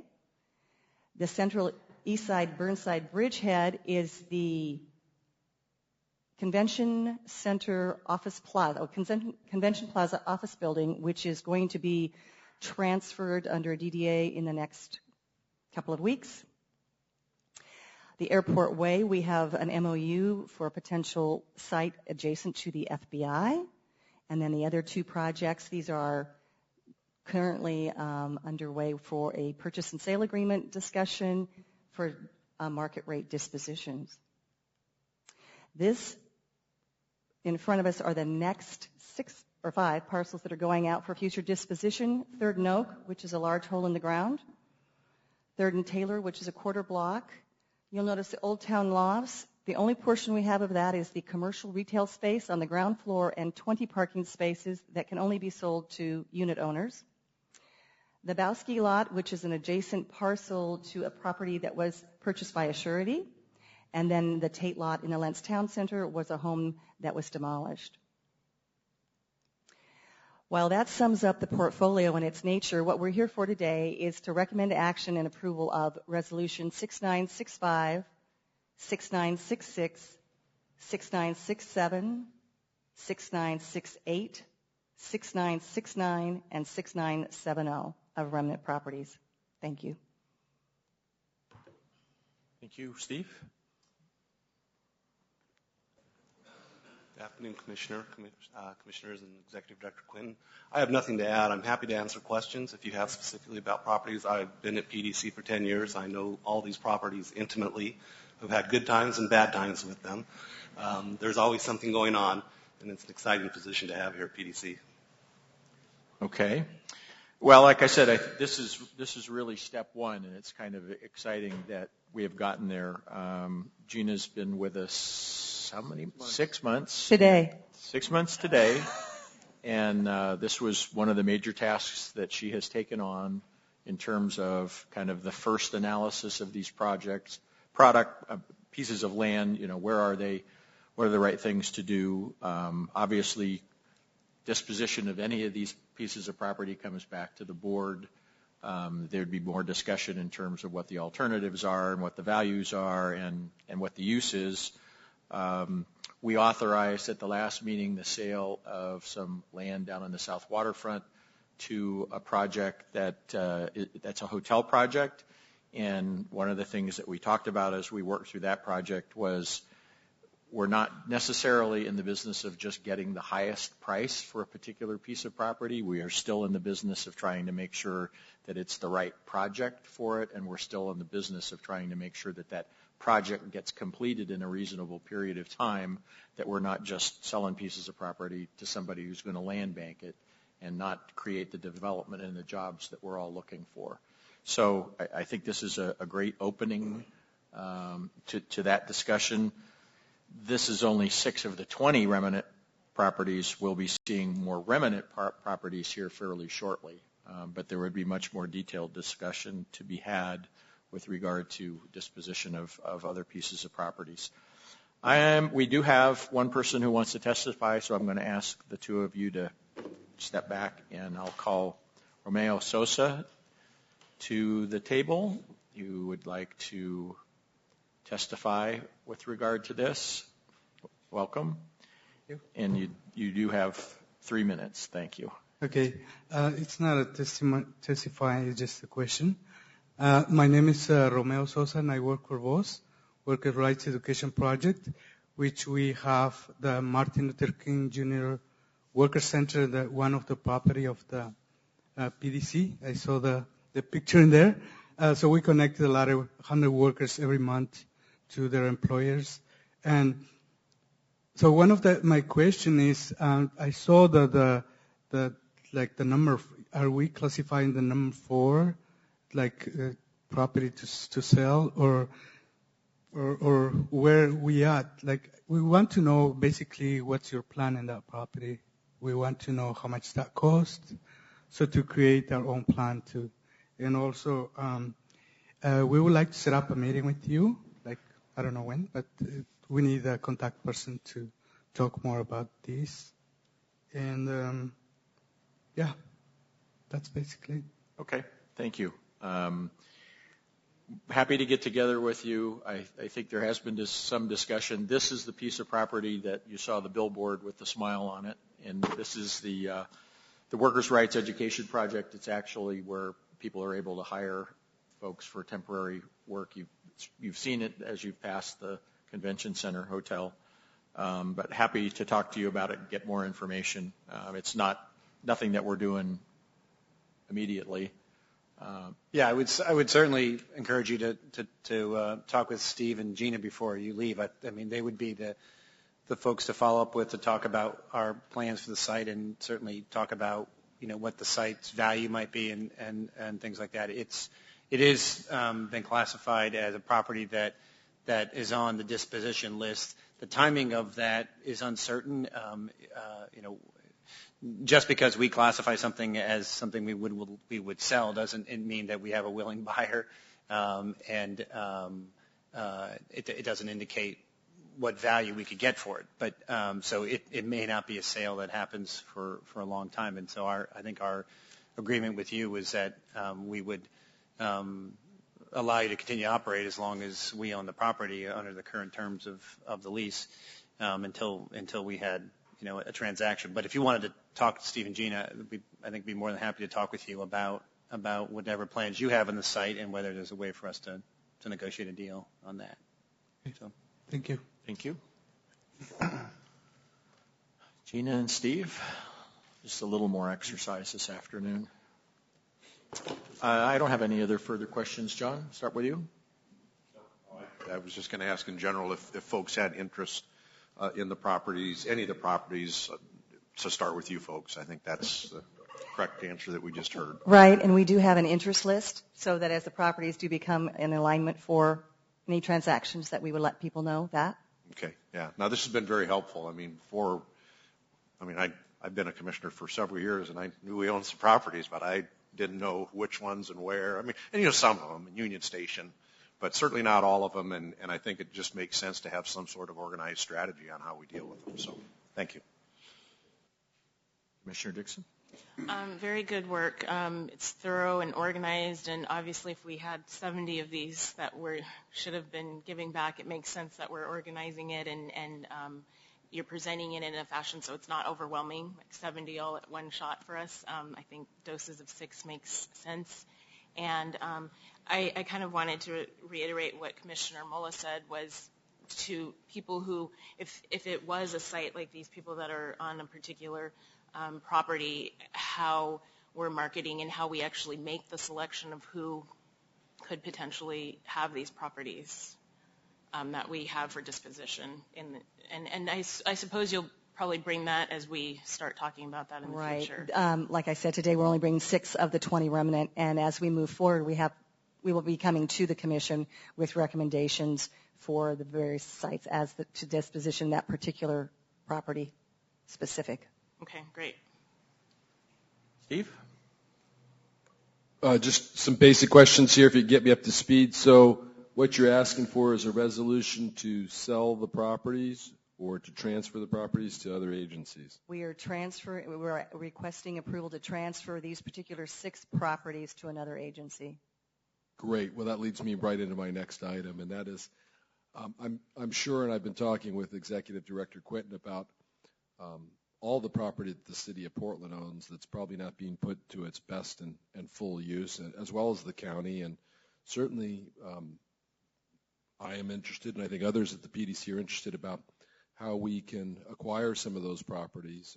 Maybe if we're going to be transferring these properties to the City of Portland, they have an interest in transferring some of the other properties to the PDC, and that maybe there is some ways that we can put people to work and create development projects and take those lands that currently aren't being utilized to their fullest extent and make sure that they are right now. So maybe that's part of your negotiations to continue on.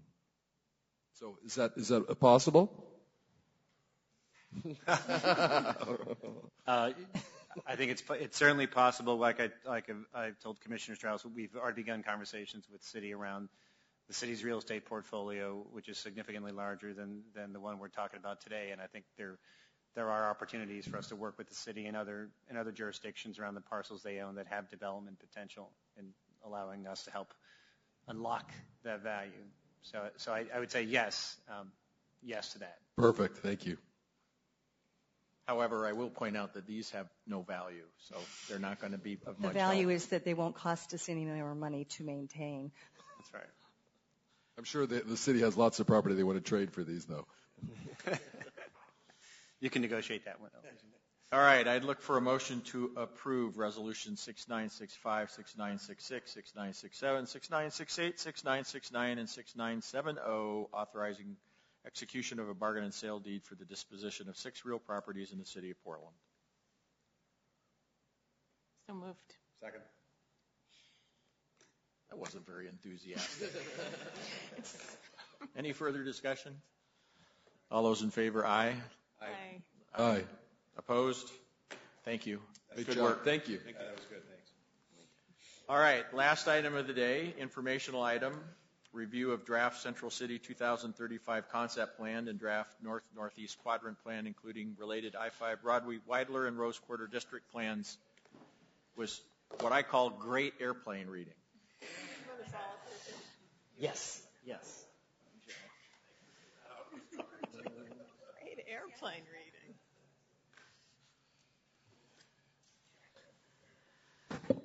Good afternoon, Chair, members of the Commission, Executive Director Quinton. I'm Peter Englander, Central City Manager. I have been your liaison for Central City 2035 for a number of years now, I think.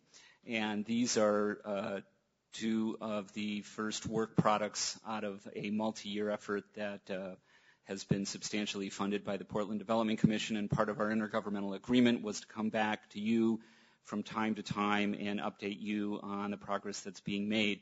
These particular plans, both the Central City 2035 concept plan and the North-Northeast quadrant, the first of 4 quadrants that the Planning and Sustainability Bureau is going to be updating from the last time this was done in 1988. have recently gone in front of the Planning and Sustainability Commission, I think yesterday, to start with, and is going to be in front of City Council soon. So we thought this was an opportune time to share this information with you and show you how it aligns with the strategies of the Portland Development Commission as well. So with that, I'm going to introduce Susan Anderson, the Director, and Joe Zender, Chief Planner for the City of Portland. Thank you all. We will try to move quickly because we know that you all have things to do the rest of the evening, and we'll try to be exciting to keep you awake here. So, one thing I'm thinking about as I'm here is that Joe and I don't come here very often, and that we have a lot of work that we actually work on together, and that we will try to keep our presentations brief when we come, but that I think we should start coming more often because I do really think that there's a lot of connections and a lot of work we do together. Today we're really excited to bring to you the results of two planning efforts that are underway. Hundreds and hundreds of residents and businesses have been involved. The first is the Central City 2035 Concept Plan, which is the overall big picture for the Central City for the next 25 years. And the second is the North-Northeast Quadrant Plan. We did present these two plans to the Planning and Sustainability Commission just yesterday, and they wanted you to know that these two efforts are really important to them really for several reasons. One of those reasons is because this is the first major plans that are coming to City Council since we've adopted the Portland Plan, and they've really used the Portland Plan as the framework and kind of guidepost for the development of the Central City Plan. The second reason is that the two plans focus just on the Central City, and from the Planning Commission's perspective, if Portland overall wants to be a prosperous, vibrant, equitable city, then its downtown needs to be vibrant and it needs to be prosperous. It truly needs to be not just the center of the city, but the region's hub. It needs to be the go-to place as the region's primary business, retail, cultural center.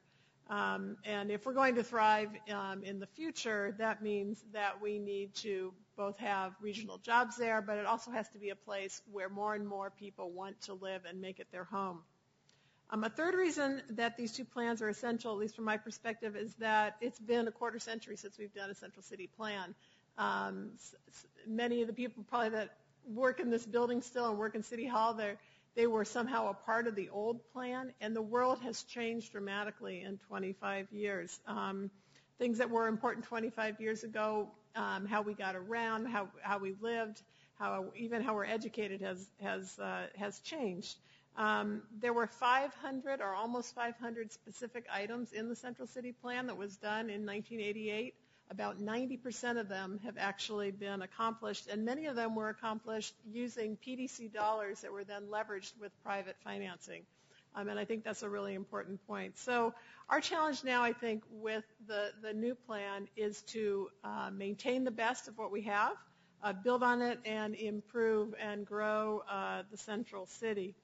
So we're going to talk a little bit about the Central City Plan, the big concept plan, and then at the same time, because we didn't want to wait till we got that done, we started work on the Northeast Quadrant and have been working on that. It really steps us down into the details of North and Northeast. And Joe will provide an overview of that. When we began the project about 2.5 years ago, the Oregon Department of Transportation was also looking at the I-5, the area that really for 20 years has been sort of, more than 20 years, has been sort of a pain around the segment near the Rose Quarter. Unusual for the Department of Transportation and the city to work together like this, which is kind of sad. But that we said, what if we actually did the planning first? What if we looked at the community, looked at the transportation issues, the economic development needs, and thought about that first, and then looked at the transportation to follow? And so that's what we've done, and I think we've done, it's been a really great partnership. Finally, around North-Northeast, as you're listening to the plan, and some of the things that the Planning and Sustainability Commission said yesterday were that they were very excited. In particular, Chairman Andre Baugh was excited and interested in how the plan really makes a place that Lower Albina continues to be the industrial and manufacturing place that it is, that the employment character of Lower Albina is stressed. Second, they strongly supported the urban design recommendations that promote high density in the Lloyd district, ensuring a focus on jobs and housing. And then finally, the commission talked a good bit about making design choices that have a focus on both health and equity. And that as we're making decisions around transportation, around housing, around economic development, that we ensure that the specific policies actually don't make disparity worse. And so that's a hard way for us to think about. We don't always think about that when we're making decisions, but that we look at that as we're doing it. So to wrap up, Joe's going to present to you the two different plans. I'd like you to keep kind of in the back of your mind as you're listening to him to think about how can what we're doing at Planning and Sustainability really help support the economic development strategies of the city. We think that these two plans really do a good job of connecting, and we've worked really closely with Patrick and his staff, connecting the city's economic development strategy with these two plans. So I'll let Joe go through the presentation, and then I look forward to, as we do each one of these quadrant plans, coming back and presenting you with the information. Great. Thanks. Well, good afternoon, Commissioners. I'm Joe Zender with the Bureau of Planning and Sustainability, and as Susan just said, I'm here to present two products that we've just completed as part of the Central City 2035 Central City Plan update. The concept plan for the entire Central City, in the area that we're considering the Central City, is shown on the map here, and the first of the four quadrant plans, which includes Northeast. On this map, it would address Lower Albina and the Lloyd District. For a little framework, the way the Central City 2035 project fits into this, the line of plans we've completed lately, the Portland Plan, overarching strategic plan for the city, set a framework of equity and three sort of overall priorities for the city and its partners to focus their investments. One of the ways that we're implementing the Portland Plan is through updating our comprehensive plan, and that's the plan for the city that guides long-range growth and investment and becomes the basis of zoning and other sort of development-related regulations. And Central City 2035 is really the Central City portion of that overall comprehensive plan. Comprehensive plan project is going on now. Central City 2035 is going on a little bit greater detail, but that's because of the size and complexity of the Central City. The first of the products I want to talk about is the Central City 2035 concept plan. So this is where we're stepping back and looking at all the parts of the Central City and sort of setting up a policy, a set of goals for what the role of the Central City in the future of the whole city. Looking at all the parts, not breaking it into individual pieces yet. What we've discovered over the years is that our planning efforts in the past have been focused on really small areas of the Central City, and one of the things that's dysfunctional now with our current Central City planning is that the pieces aren't in sync. And that we're also concerned that if we launched into really localized planning, like just talking to a quadrant, the individual would lose sight of the whole, and we would not be able to really optimize what we want to get out of the Central City. So the Central City concept plan sets that whole framework, and it's the basis on which you do the quadrant plans. They take that and tailor it for the local area.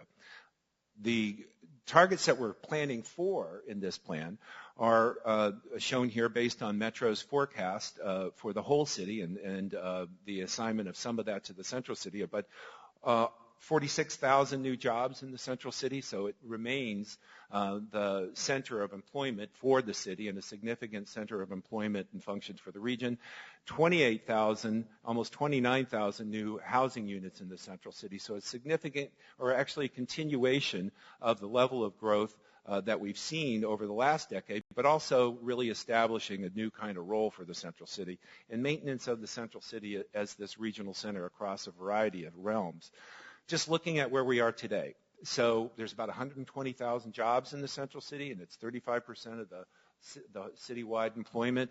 It's broken down into these categories where you can see it's really a traditional Central City in many regards of concentration in professional services and retail. We are seeing information and design, some of the new sectors also locating here. We know we have this important sort of combination of education, health, and the public sector also that's part of an anchor of the central city. And really amongst cities in the nation, we're pretty distinct. This 2.4% for manufacturing may seem small, but it's significant for a central city, and it's a strong part of our manufacturing sector in the central city. Jobs and economy. Part of the way we were looking at it is as the region grows, the central city plays the central region to that economic growth in the region. They're mutually beneficial. We've seen since the 80s a decline in the share of overall job growth that's taken place in the central city, but that's because the region's growing. The function of the central city in servicing and being part of that regional growth stays strong, we think.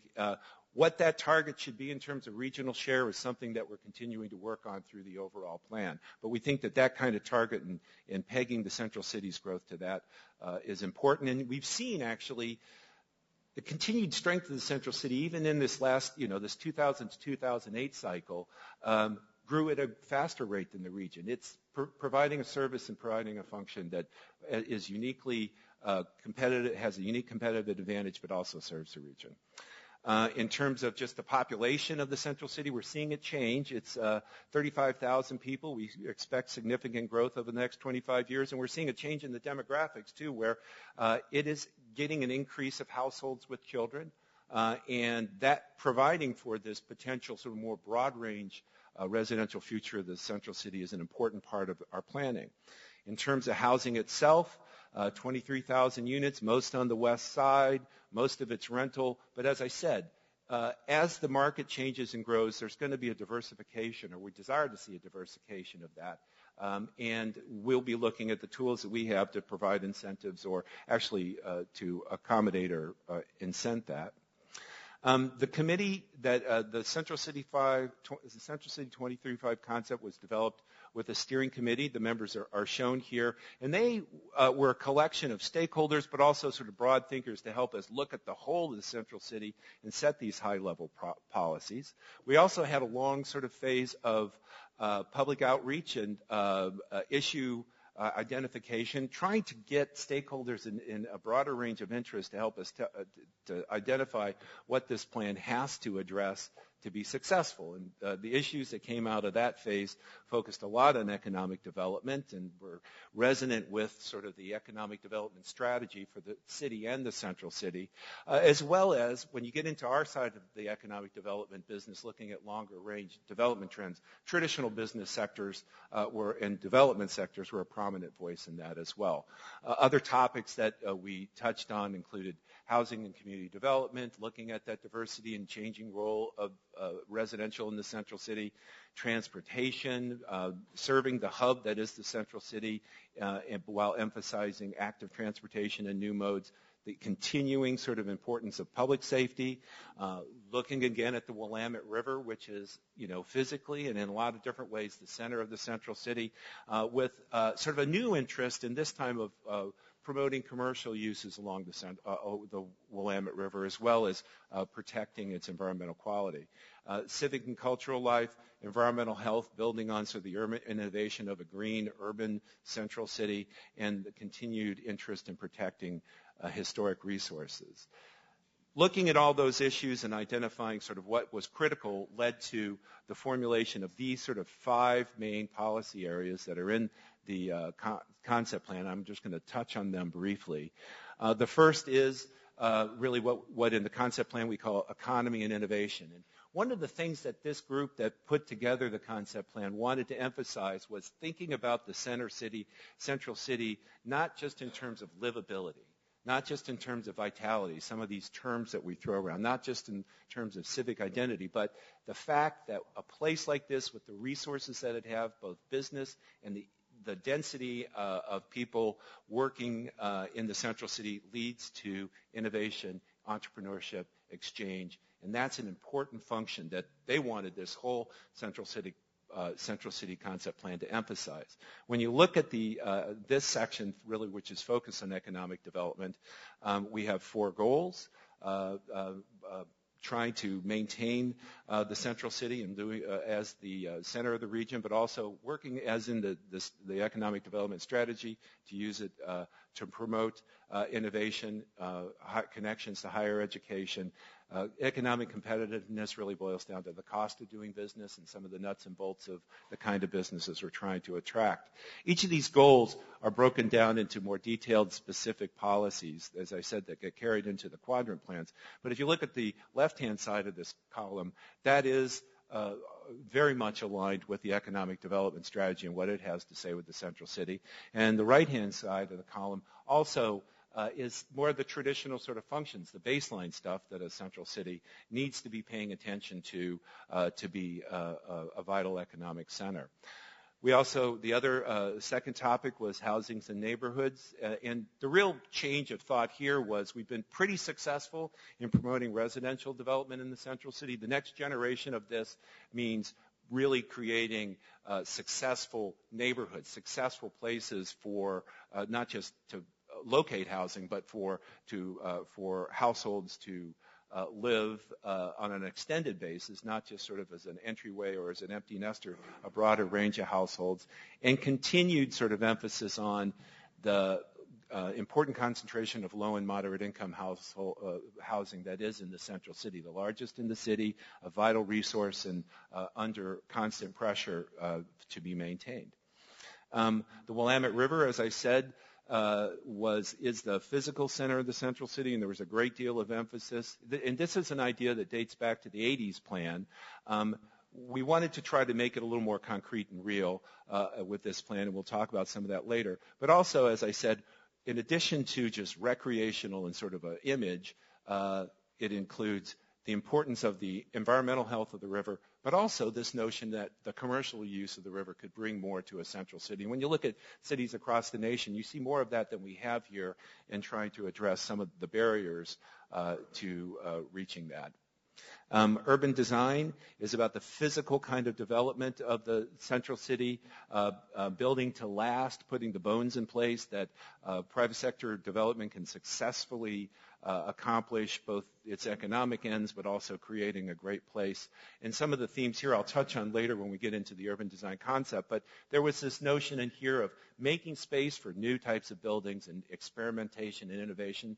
Possibly one way to look at it is get less stodgy. At the same time, emphasizing the importance of preservation of the historic fabric that we have as well. And also the successful growth of the central city depends on successfully transitioning to the neighborhoods around it. Health and the environment is the last of the major the concept plan areas. And this one had this, for the committee at least, had a very powerful formulation that they wanted to think and look at the central city as a living laboratory.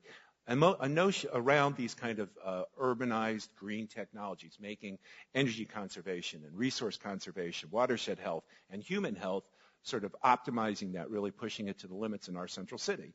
Very much consistent with the urban innovation element of the economic development strategy. The central city concept also includes these urban design diagrams. They're stepping back and sort of taking a look at the whole in terms of the physical development of the central city and how some of these uses come together. There are three big themes in the overall concept shown here. Central River, once again, I've talked on that a couple of times.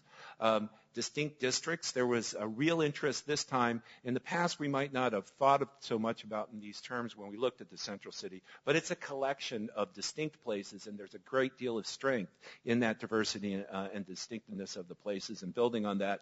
And then connected public realm is talking about the fact that 40% of the central city is in streets and sidewalks, or in the public realm. So part of developing the central city is improving the use of that, the design of that, the function of that, really to add to the private development that lines those streets.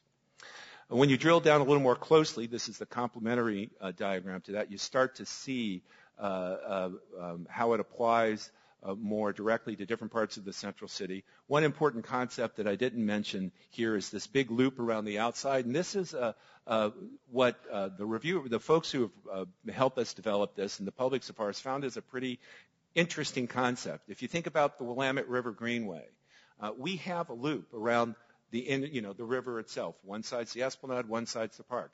You move out, you've got the streetcar loop, light rail together. There's a transportation loop, and forever, for a long time, this idea of linking east and west side in the central cities has been an important concept. This notion is putting the notion of another sort of building on that loop, another concentric sort of loop system, but this one's focused on peds and bikes, so that this importance of active transportation in the central city and our desire to improve that actually has a physical kind of manifestation in the central city as well.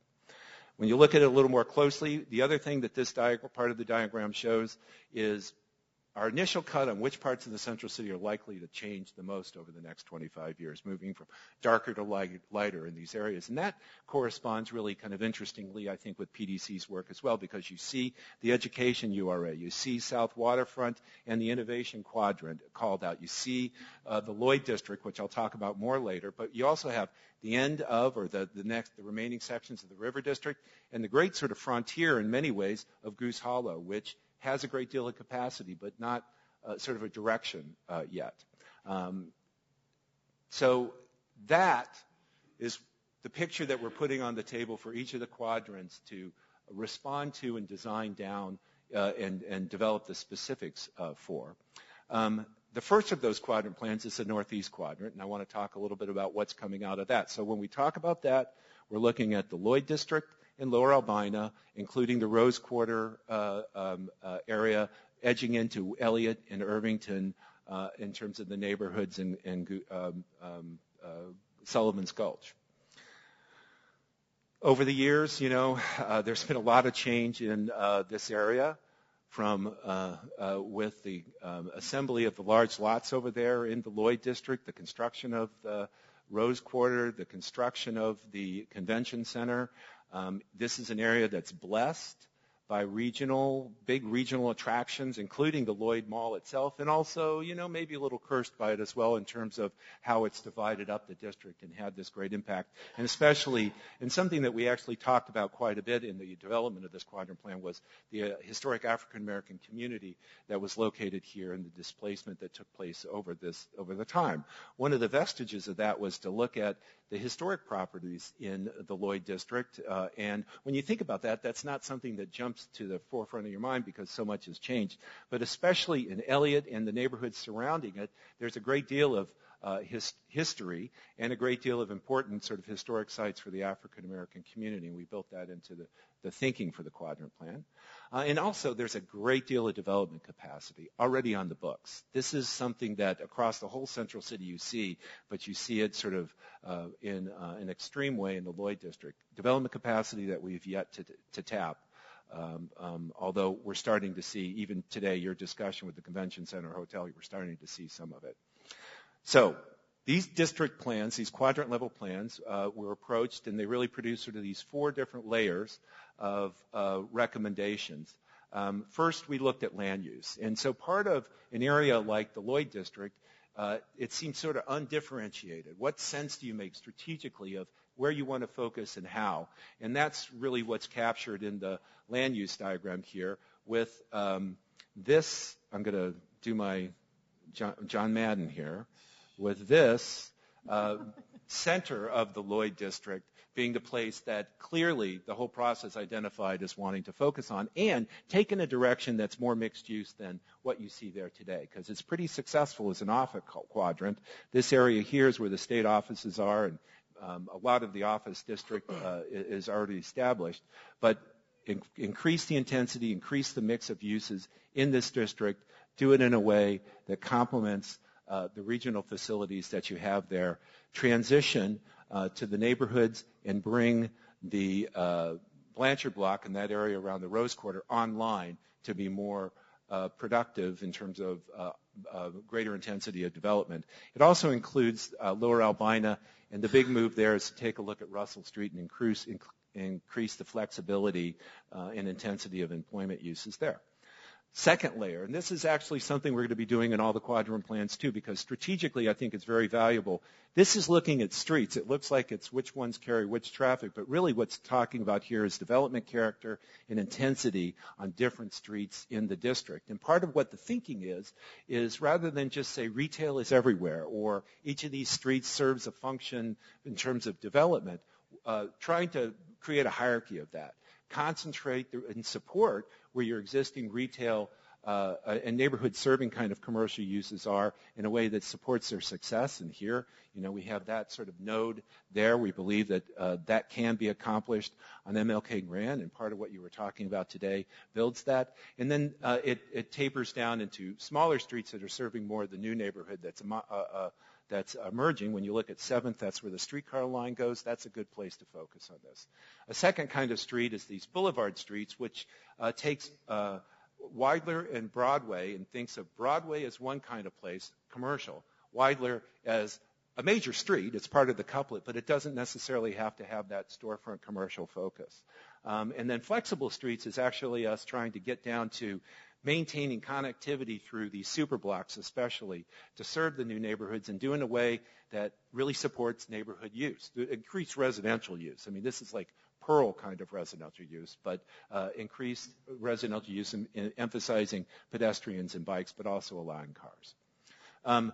Open space, the number of households that we're talking about being introduced into the Lloyd District requires us to provide open space for the area to succeed. We've seen that in the River District. We've seen it, and we know this is essential for the success of the district. And so this just identifies both places where open space we think should be provided. You're seeing also in these sort of shaded areas where the existing parks are, this place is not served if it's really to be a residential neighborhood. And then also looking at the streets and connections to try to maximize recreational use in a place where it is going to be really difficult to get parks over there. Finally, the green system. So the Lloyd District itself is an eco district. We took a look at the bigger precinct and started to look at the kind of systems, both district energy and stormwater and the like, that could be brought into the district and what the implications are for that in terms of locations in the streets in the district. One of the things that also the the Northeast Quadrant Plan was built around was this notion of economic development. So the regional center, that economy and innovation part of the plan was a focus of a great deal of discussion. There's a number of things in the plan that you'll see I think are really related to that. First, it targets job growth. It puts that target out there as what's guiding a good deal of the development of the plan. 10,000 jobs is sort of what we think the forecast could land in Lloyd, 1,000 in Lower Albina. As I'll talk about in a minute, there's a good deal of work in this quadrant on the I-5 corridor, and so increasing the access, reliability, safety of I-5 through the Rose Quarter is important for freight and traded sector. The plan put a great deal of effort in aligning with all the thinking that's taken place, PDC and others around the Rose Quarter to support those plans, supports the eco district. And then when you get into the details, which I'll do next, there's a great number of zoning proposals, changes that we're recommending here. The main thrust of those changes is to add flexibility for mixed-use commercial use. And they range from a big move, like taking Blanchard from the PPS headquarters site from industrial into EX, so it opens up a wide range of possibilities, to more subtle moves, which is Lower Vancouver, which is Vancouver-Williams, which right now is high-density residential, making it flexible to accommodate both commercial, industrial, really in that case, business and residential uses, and greater flexibility, as I said already, on Russell Street in Lower Albina, a proposal to expand the kind of industrial uses, adding more office industrial, and specifically there's proposals for additional height around the convention center to support the kind of projects you were talking about today, and additional height at the Thunderbird site on the waterfront. Can I ask a question there, Joe? Sure. To me, this is, if you go back one slide. Yeah. This is an area I think the PDC is really interested in. I'm interested to know what would happen in terms of this zoning. Would we just change the zoning, or would the zoning be linked to something? So in other words, in the past we've had where developments, we would allow an increase in height if there was a daycare center there, or there was more green space. So is the proposal here just to simply change the zoning, or would it be zoning with, if you go ahead and have another 100 feet of height, if you do these other things? Well, that's a great question, and the answer is, especially for the height, it's sitting there to be linked to an incentive, to be more targeted for something like this. There's the zoning, the amount you can build over in the Lloyd District. We've kind of given away the zoning already. It's got more capacity than we're likely to see built. But tailoring the height in these kind of moves, that conceivably could be tied to a incentive or a bonus. We haven't designed those yet. That's part of why at the stage we're at, we have the ability to go back in and design how that will be allocated in the future for what purpose. And part of the reason we haven't designed that yet is we got to do the rest of the central city. And we have, I'm going to get this wrong, but 20-some bonuses now, and only 4 of them are ever used. It's not a very well-tailored system to accomplish something like you're talking about, using entitlements for a different purpose. So we're wide open for that kind of discussion. I'm hoping the PDC is going to actively play a role in this process, because this is a way we can sort of use these incentives for additional height or different types of occupancy to make improvements to the city that are necessary. One of the things we talked about, I think just the other day with Chair Andrews, was the idea that the Planning and Sustainability Commission wants to dig in at a work session on some specific topics, and this might be one of them. That would be a good session where we actually dig into some of the problem solving around some of these things and did that jointly. And if there's other areas where you as particular commissioners are interested in particular parts of this plan, we're happy to come and meet with you or meet with organizations that you represent or that you're involved with to kind of dig down. The problem with the one part that we didn't mention in the beginning is that as we do each one of these quadrants, we're going to learn something. And so we're going to have council adopt each one of the quadrants by resolution, which just means they sort of accept it, but it doesn't go into code yet. It doesn't become part of the code. And when we're all done, we're going to go back and look at the Central City kind of concept plan and say, what did we learn over this 2 years? Is there something we need to shift? Or did something that happened in Northeast affect something in Southwest? And then we're going to adopt the entire thing as a package by ordinance. And so I think the way we're doing this allows us to be a little bit iterative and answer some of those questions. And the other question I had was in terms of the infrastructure to support this development. Has there been a sort of an overlay that says, it makes good sense to have this type of development. What's the infrastructure to support that development, and how has that been considered in your study? Well, the big infrastructure challenges that we see, since it's such a highly developed district already, and I am going to talk about the freeway, and so you're going to see infrastructure improvements there. But the big infrastructure improvements are either open space, and that's getting the parks in a new residential district like this is an ongoing challenge. However, this will generate a significant number of SDCs, so there's some tool there.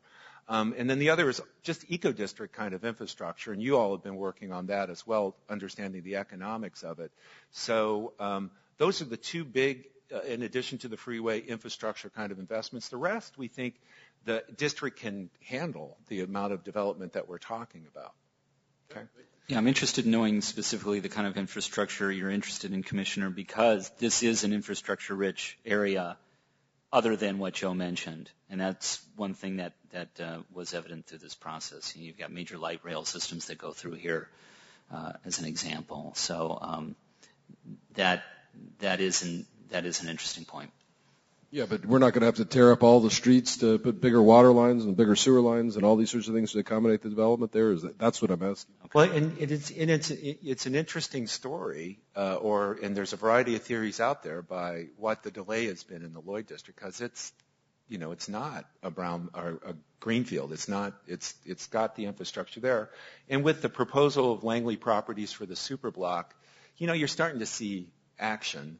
And we'll see if that makes it through, but that kind of willingness of property owners to see development there, even in a hard market, we think puts us on the path. streetcar will make a big difference, I think, in just the perception of even the property owners in the district. So I think we're really poised to see something, a significant amount of development in the Lloyd District, and that's what this illustration shows. If we were to hit those targets that I mentioned earlier, it's something like this. This is just an illustration of capacity, like what it looks like to fill it up with those kind of numbers. But you can see that 25 years worth of development at that level could look pretty significant here. This is just another view of that, but more focused on some of the infrastructure, some of the connections, bird's eye view looking east in this case, for how we want to use the streets, the flexible streets, and some of those other connections in a place where we're going to be challenged to get open space, but you're also trying to make a mixed-use neighborhood, which actually, if you look at the River District, is one of our strongest employment markets in the Central City over the last decade as well.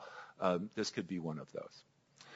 So, to get into the nuts and bolts of where we live in terms of the toolkit we bring, the plan is proposing height changes. As I said, mostly it's height changes because of the zoning capacities already there. But this area, the 460 here, as you see, this is the convention center there. And so this area, we're taking it up to the highest levels of height in the Central City. And part of the thinking there was, just like you said, what can we do to support the regional attractions at the convention center, the interest in the convention center hotel. It makes sense in terms of the urban form and property ownership over there to bump it up there. We have other areas that I think I should just draw your attention to, which is the Blanchard building there. We're increasing heights around the Rose Quarter in terms of looking specifically at those areas that are developable along Broadway. And we're proposing increasing the heights on the waterfront there, but the idea there is not to increase the amount of development, but to allow it to be to go up instead of fill the site, create some open space and urban design potential for the Rose Garden. In terms of zoning changes, we have a number that are specifically recommended, and I've already sort of showed you the list. All of these, as I said, are to increase the flexibility of mixed-use commercial with opening the door for commercial. This area in the middle, the blue area in the middle, is high-density residential. We're making it EX, I believe, or CX. We're making it what the rest of the Lloyd is, so it's just as flexible as we can make it. And we're recommending rezoning of the Blanchard building from industrial to mixed use as well. And then on Lower Albina, one of the things that this plan, reminded us of, we've always noticed how, important in the great potential that's located in that relatively isolated but well-located industrial area. It's chock-a-block full. It's doing very well. But the range of uses and the intensity of use there could be raised. And the notion was to apply the overlay like we did in the Central East Side, which opened up a wider range of uses, more industrial offices, not, a Class A office, but, software and other sort of manufacturing and employment uses over there. And there was general interest in that. However, the recommendation to proceed with this particular overlay is on hold at the request of the industries in Lower Albina out of concern for they want us to have a parking strategy, they want us to think through the parking with them because it's parking constrained, even though it's got a light rail stop. So, that's typically something you think would take care of it. The kind of use, their shift work, they're drawing, their employees are from Gresham and Vancouver. So the transit to the places where a lot of their employees live isn't the greatest. There's a concern there that we think is legit. So it's in there as a placeholder now. If over the time that we're completing Central City 2035, we can find the resources to go think through parking there, and we've been talking to PDC about parts of this, we'll proceed with actually potentially putting the overlay in place. Final piece of this is the freeway, which goes through the Rose Quarter here, the I-5, and we had, as Susan said, the great opportunity to work with ODOT, which is why we accelerated this plan. They were interested in taking a look at this stretch of freeway because it's a high priority for the state, it's a high priority for safety, and we put the two projects together. And the kind of thing that emerged was a plan to improve the safety of the freeway itself, but staying within the existing right-of-way. But in doing that, you have to reconstruct the surface streets. So your crossings of the freeway become an opportunity to really knit back together the east side and the west side of the freeway and create really what we think is good for the neighborhoods and significant sort of development opportunities as part of that. And, this kind of zoning and the kind of provisions that we're talking about supports, this kind of general massing at least. So the project, yeah. So here, this, that's Weidler, that's Broadway, Vancouver. This screen is Williams, got it? And yeah, sorry, I should have done that. And and as I get into this, you're seeing streets that don't exist now. So that's part of what is interesting about this. So, project purpose. Just say, one of the things that really got us going on this whole project is that there is this independent reason why the state is interested in taking a look at this stretch of the freeway. So because of the crash rates, because of the importance to freight, safety, and sort of efficiency of the system. Also on the surface level, significant issues with bike safety and ped safety. And if you've ever been down there to the Rose Quarter event and watching people streaming from the neighborhoods where they're part, or the commercial, it's suboptimal. So ODOT stepped up with their purposes. We were able to link the two projects, and the proposed improvements are basically this, that within the trench right now, they will add the proposal is to add a lane in each direction. So what you get there is from a 2-lane section now to something they call an auxiliary lane, and it provides not so much more capacity, but more safety, because if you've ever tried to get on, for instance, by the Rose Quarter, all the weaving and the change to the 84 is a big safety hazard. This helps increase the safety of that. So the 7 things that are included in the proposal, first is this TDM, TSM, doing all the things through signage and through smart intelligent transportation systems to reduce the amount of congestion in the districts, is what transportation demand management and system management means. So the state's committed to push that to the limit so that we're not just building freeway first. We're seeing if that actually affects congestion. These auxiliary lanes, the mainline safety elements, that's what number 2 is. Then coming down more closely, and once again here you see Weidler, right, and Broadway, and the freeway going on underneath.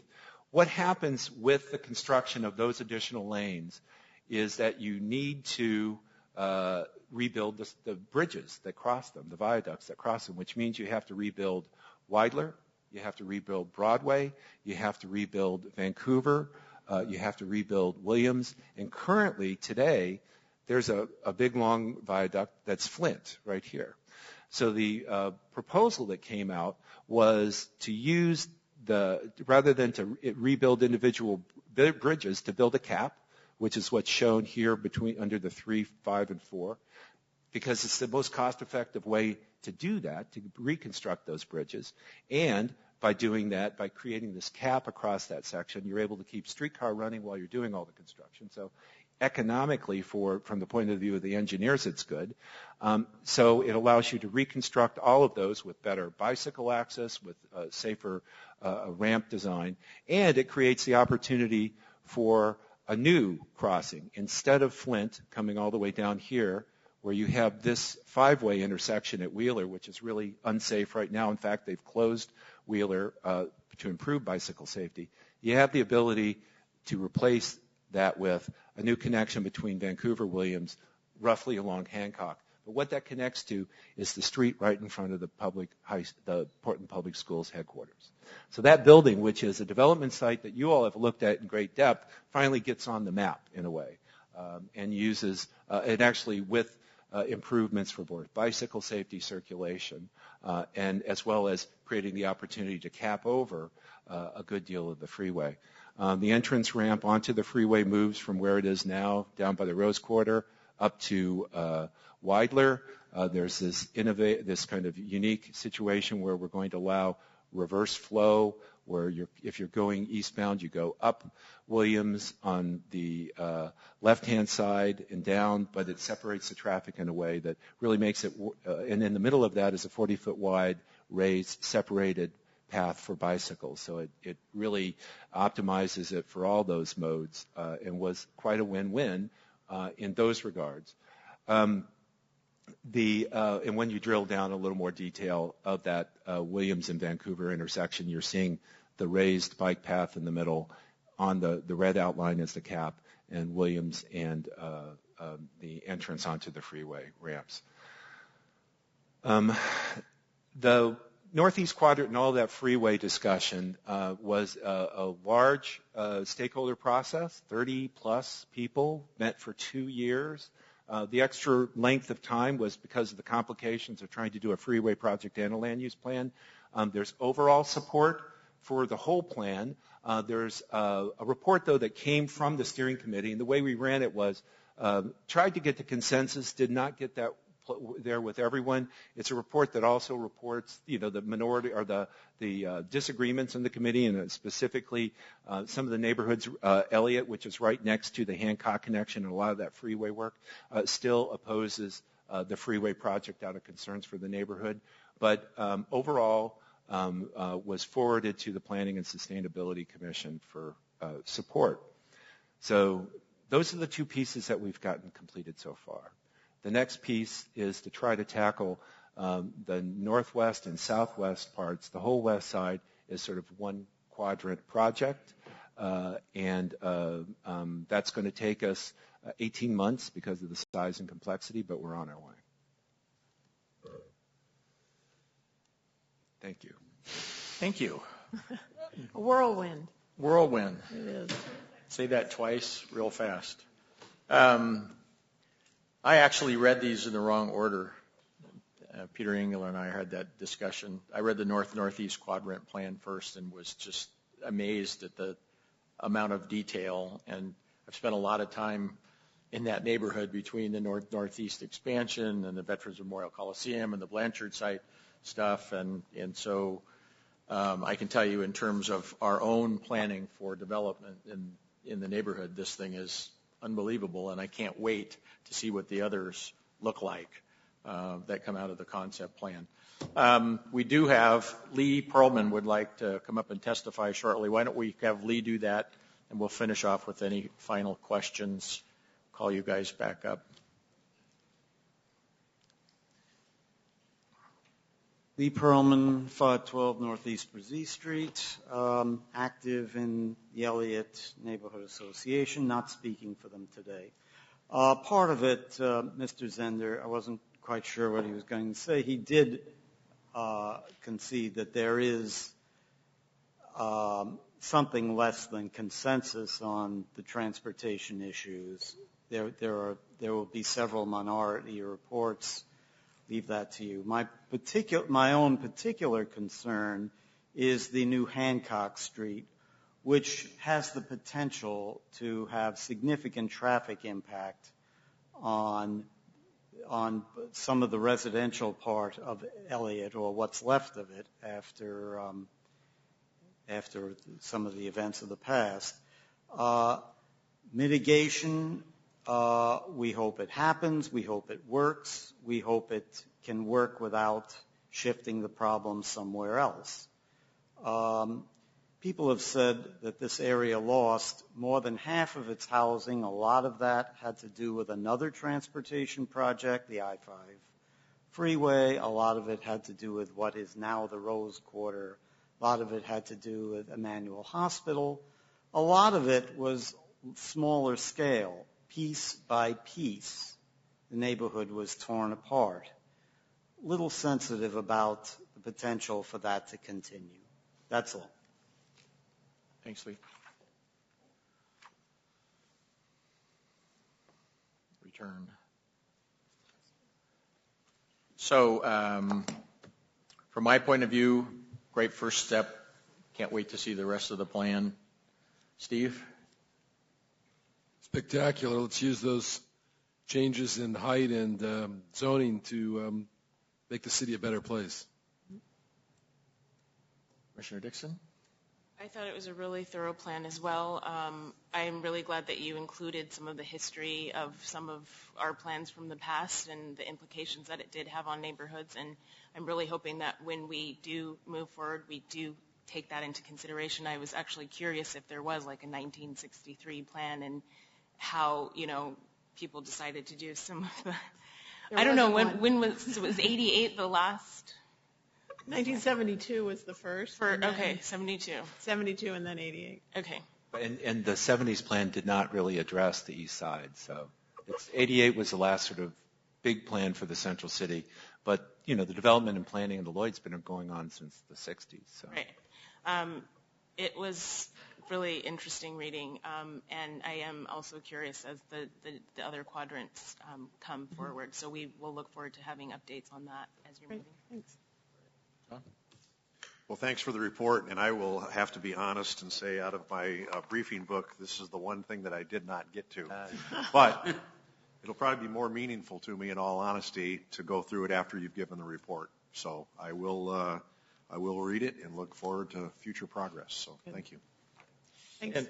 And, thanks again. And Susan, I just wanted to comment. What you started talking a little bit about something that's always been a bit of an uncomfortable conversation for me, and that is the gentrification issue that comes out of urban renewal so many times, and especially when we did the large-scale things. And it's uncomfortable just because I never had a very good answer for it. I mean, the answer was, well, it's a kind of an inevitable concept. You either have growth and that sort of a situation, or you have stagnation.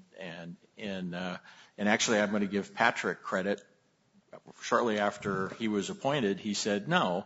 He said, we know it's going to happen. We know that as we make things better for some folks, some other folks are going to have to move someplace, and we need to be thinking about that. I mean, it needs to be as difficult as it is, because usually it's not in the same district, might not even be in the same city, but we can't just go on and come up with that answer anymore. I don't think. I don't think we can just say, well, it's just a natural consequence. We actually have to be thinking about what the consequences are and the next step about taking care of those folks as it moves forward. Yeah, and we're currently working with some folks who are specialists in this at PSU and elsewhere, and going to develop an options paper, sort of a white paper on the issues surrounding it, and what are some of the tools, both financial and zoning and others, that we could really look at to affect home ownership, to affect some of the implications and impacts that happen when you make a place grow and you raise property values. So we had one more. Sure. One thought I just had is I was pleased to see that jobs and economic development seem to take a very high priority, because it just seems to me that, whether it's the transportation improvements or the parks or so many other things that are in the plan, those aren't going to happen unless people are working at good jobs where they can sustain themselves and their families and pay the taxes that are needed to provide the services that are called for in the rest of the plan. Thank you. Thank you so much. Thank you. Thanks, everybody, for hanging in there today, and we're adjourned. Good work.